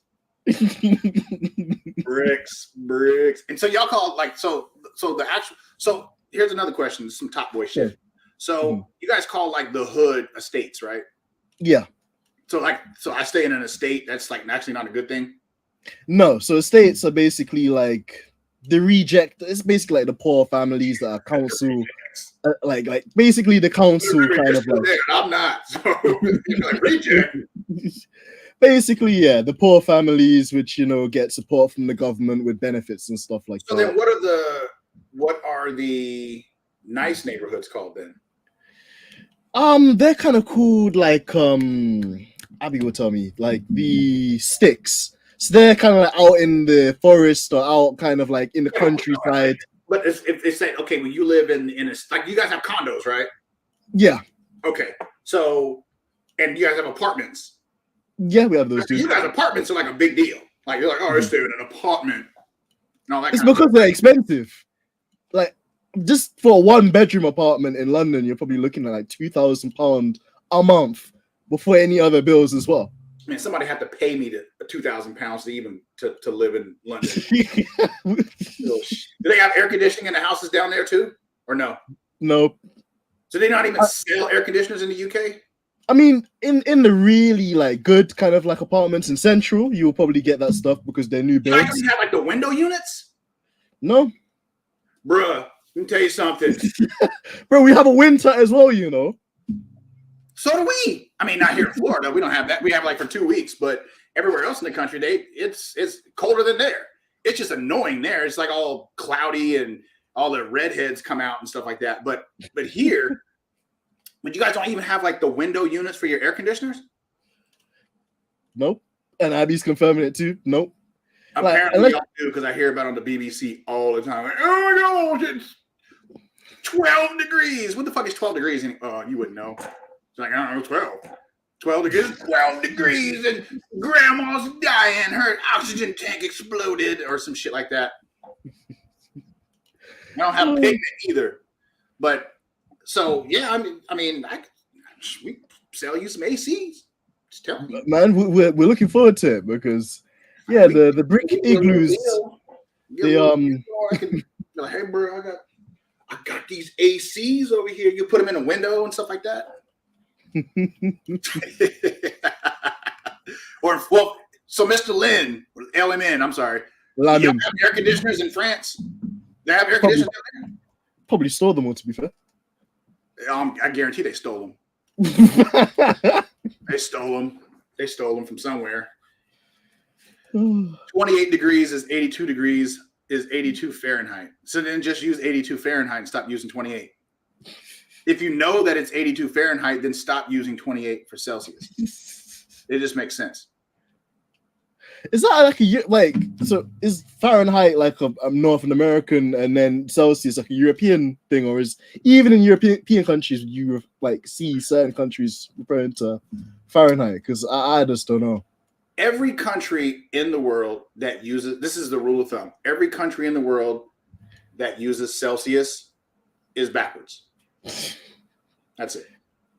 I mean, because Celsius, like 0 degrees Celsius, I know is like 30, 33 or something like that here, right? Mm-hmm. I'm just like, all right, well, but that's just at freezing.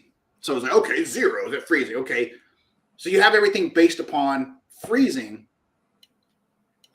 but what about sweating, right? Because Celsius... I mean, ask George Russell about that. He's a guy that likes to sweat and think it's raining at the same time. So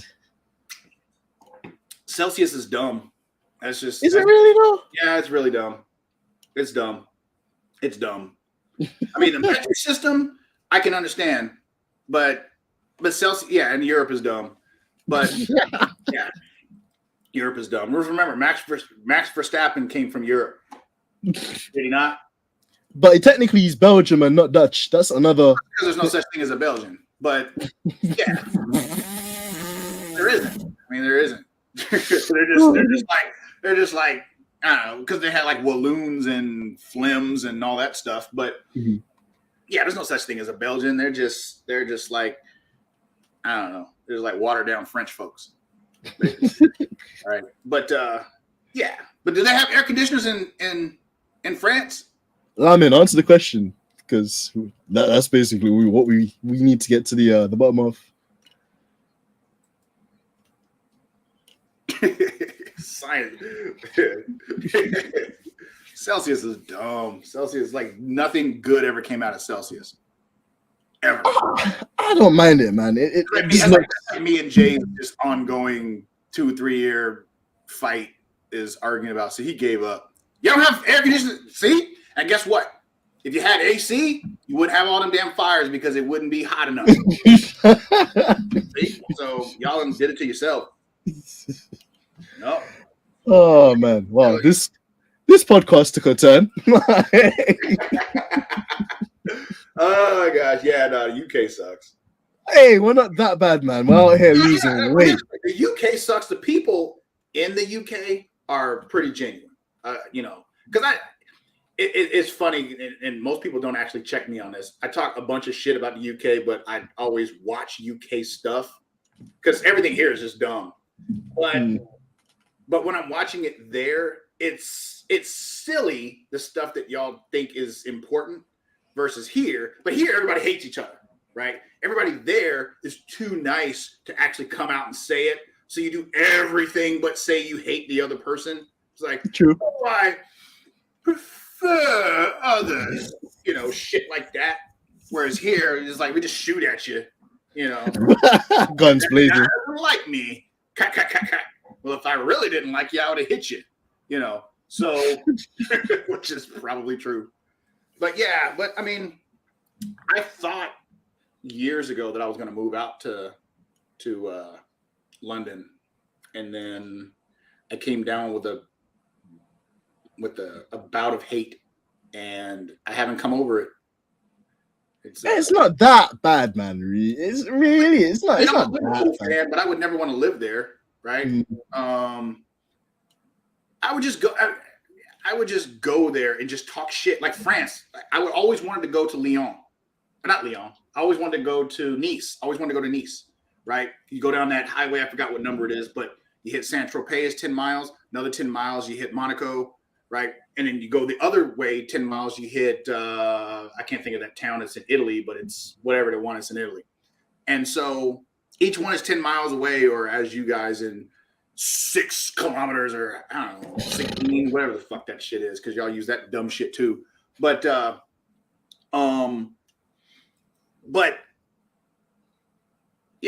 when France started messing with my quadrille dude, then I was like, I fell out of love with France because they were just nailing him for nonsense. I can't Duden. So they were sweating Duden all the time for doing his quadrille. I was trying to get people to get me one of those quadrille shirts, my man, with the ruler on the arm. I want one of those where you say what degree of whatever it is. I want one of those. But yeah, I just kind of fell out of love with it, and then you guys had your riots or your kerfuffles that you guys had. You don't actually have riots over there because yeah. So that's why I haven't even really wanted to go there. But if I go there, I mean, it's not like I'm going to eat anything good, and I like to eat. Snails? Snails? If you go to France? Well, I've been to France. I used to live in the UK when I was a kid for like a hot second. That explains the hatred. No. I mean, I was only there. It was like for the 3rd grade for just a few months because my pops that was out in Lakenheath. So I had to stay there for like 3 months, 3-4 months. And then we all just went out there for something nonsensical that he was doing. But, I don't know why we could have just stayed, the family, but we just all went. But no, it wasn't that bad then. But I mean, I don't remember anything negative. I didn't have a bad experience, nothing like that. But no, now it's just to be an asshole. I have no real legitimate, other than y'all's history, I don't have any real legitimate reason to hate the UK. It's just funny. But I do watch you guys' Parliament every, Wednesday?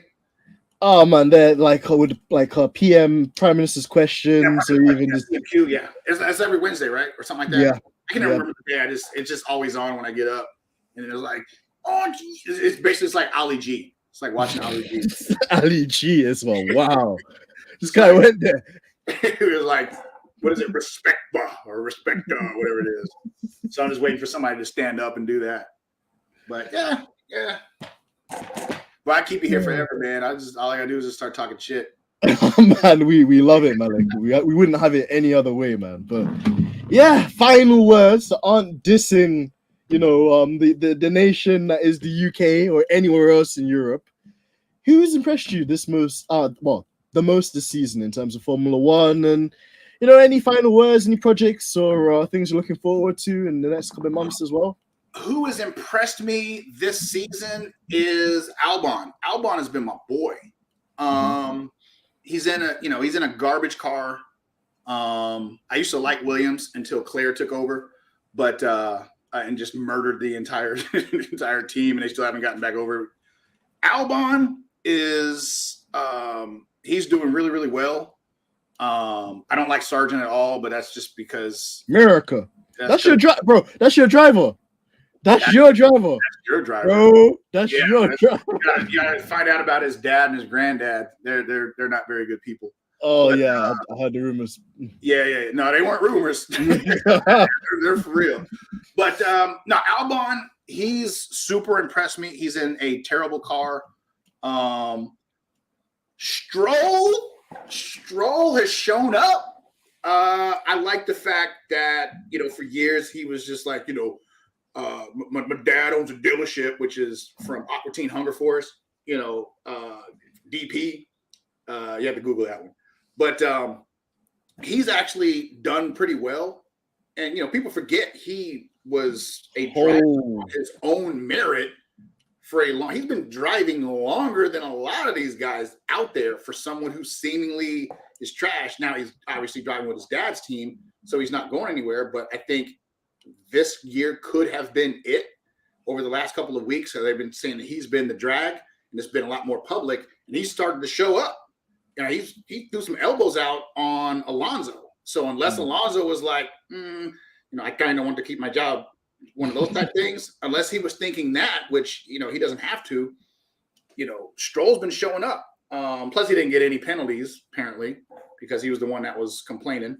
But, so those two guys the most. Haas has always been a good car, but, I don't like Magnussen or the other guy. But as far as projects, like I was saying earlier, we're doing the upgrades, for the program, our VHS setup for high schools, finishing up some of my pilot stuff with the ratings. And then, we've got like on the wall back here, we've got our companies and stuff like that with the ESPG. Like I said, I'm getting a plane later in the year because I'm selling my car. Because getting a plane, depending upon the kind you get, it's basically a car payment. And what I'm going to be doing is we're going to be expanding our ESPG setup to where when we have different emergencies, I'll be able to ferry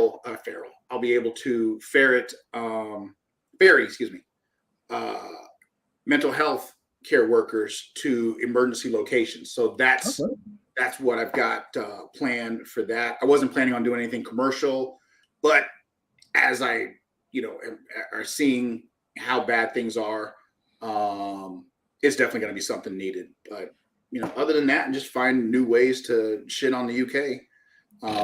Wow. That's always an evolution, But I mean, I don't even have to do it. Y'all's exchange rate does it for you or for me. Nah, that's below the belt, Malik. It's a financial cost of living crisis, man. And my guy's throwing out economic jokes now. No, that's for y'all. Wow. The exchange rate has nothing to do with y'all. That's y'all there. Brexit means Brexit and that. So I was praying for Brexit. I mean, I actually was. I'm because all they're the majority. And the majority got what they wanted, and now they're having to share. All those geezers are having to share oxygen tanks because they can't afford to get another one. So, hey, that situation will take care of itself here pretty soon. Oh man, it's a mess. It's a mess. Still stronger than the dollar. Yeah. Well, how about you fly over here with all that strong power? See if you can buy that plane ticket to get here, and then see how far it goes after that. Sir, huh? Y'all couldn't even buy food here and be able to take it because y'all's weak ass taste buds and U.S. spices. Now, you put some salt and some pepper on something, you're like, whew.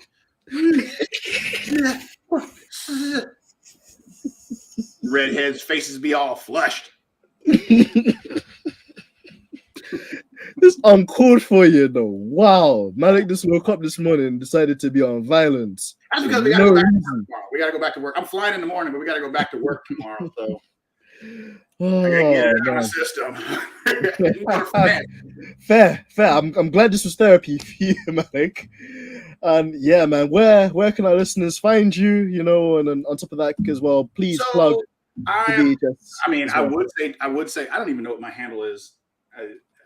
I don't know what you probably know it better than I do. I'll put it in there if anything. But I don't even know if it even matters because Twitter's probably not even going to be there if I try to log in. It's probably not even gonna work. It'd probably be like, bro, your boy Elon's moving, man. It'd be like old Yellow Pages type of website or something, or Google. Like Twitter is no longer here. But no, I've got a personal website, which is I need to update it. Which there we go. WLL VHS. That actually makes sense. So you can find me there at WLL VHS. I've got a personal website just in case Twitter's not working that I need to update, which I probably should have done this weekend, and have a lot more of my aviation content. That's more personal stuff for people that try to find me. It's just my name, MalikLeigh.com. Aside from that, just wait. Look for me on the BBC just in case I get renditioned over to the UK and a bunch of British dudes decide to take some water hose. What do you guys call them? You guys don't call them water hose. You guys call them something else. Garden hose. Oh, yeah. Garden hose. Or pipe. Is it sprinkly pipes or sprinkly pipes? Don't do us like that. It's like you guys had a ban on it. It's like hosey waters or pipey drinks or drippy wire. I don't know, something, but hosey. It was like hosey some shit. But anyway, I ended up getting some dude and trying to try to rendition me to London or something on that area that nobody wants to go to where the river is a lot wider, and just start hitting me with a hose or something. Y'all soggy ass French fries. Wow! Even the French fries are catching collateral damage. Your chips.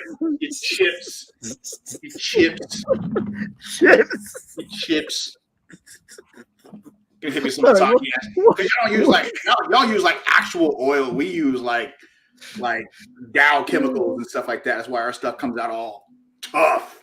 That's why we only live to 30.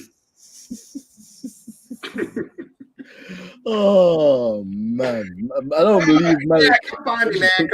Come find me. I'm actually a whole lot better. I do warn you on Twitter.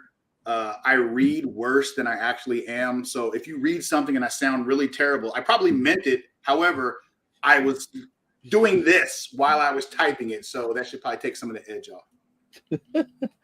Oh, always good to know, Malik. Listen, this was it has to go down as one of my favorite recordings. Put it up on the Sistine Chapel next time. You know it, and we're gonna get Blag in there as well. Yeah, Malik, legendary as always. Always great to catch up with you. And yeah, make sure, guys, go and follow Malik as well. Go and follow the virtual health service as well. That is in the description too.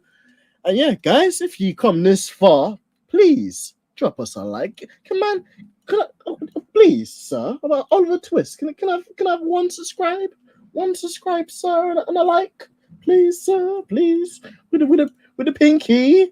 You're taking the piss. Our website. Go to our website, which is just to check it out. That's the one thing I always tell people before downloading anything from anyone. Always research what it is, research what they're doing, research what they're talking about. Even your favorite person, because come to find out they might just be a horrible person. So I love all of the support. Like I'm always going to support Denz. I'm always going to support Blag, except for the fact that he can't cook. But I'm always going to do that. However, you should still look into him because although you might want to support Blag, once you find out that he can't cook for shit, you may want to withdraw that. But just like with our company, it's WLL VHS. Excuse me, what am I talking about? www.wll.info. Okay, it's not .com because it's about info. So .info tells you every single thing that we have, what's going on, everything that, if you want to download the setup and the system, you can. But it's a good idea to look at the things that we're actually doing. I can be a goofball. I can talk about the UK and the whole nine and all this other stuff. But when it's all said, and that's for fun, but when it's all said and done, there's real people with real lives doing real things, trying to help actual people out there enjoy theirs, right? Mm-hmm. Clearly, I'm enjoying mine, trying to do all the things that I want to do. Go out there and see, what we're doing, what we're all about. Obviously, if you can support that and support it, tell another person about it, get the word out because we might be coming to your country. And if you can't, then go to France. Go to France. That is the word on the curb. Malik, it's been a legendary one. And to all of our subscribers in here as well, from Abby to F1 Black to Lamin to Mary to Mike, to Migsy, just to everybody, big shout out. If you're watching this afterwards, you're in for one episode, but I'm telling you, it's a legendary one. But Malik, huge shout out and thanks to you. Keep up the amazing work as always. Real recognized, real out here. And yeah, man, we will continue to push. We look forward to one day the dream of having a team LH, team Valley, merger there, be sensational. And yeah, guys, as always, it's been your boy AMG Dens, aka the non-British MDN, and we out. Peace.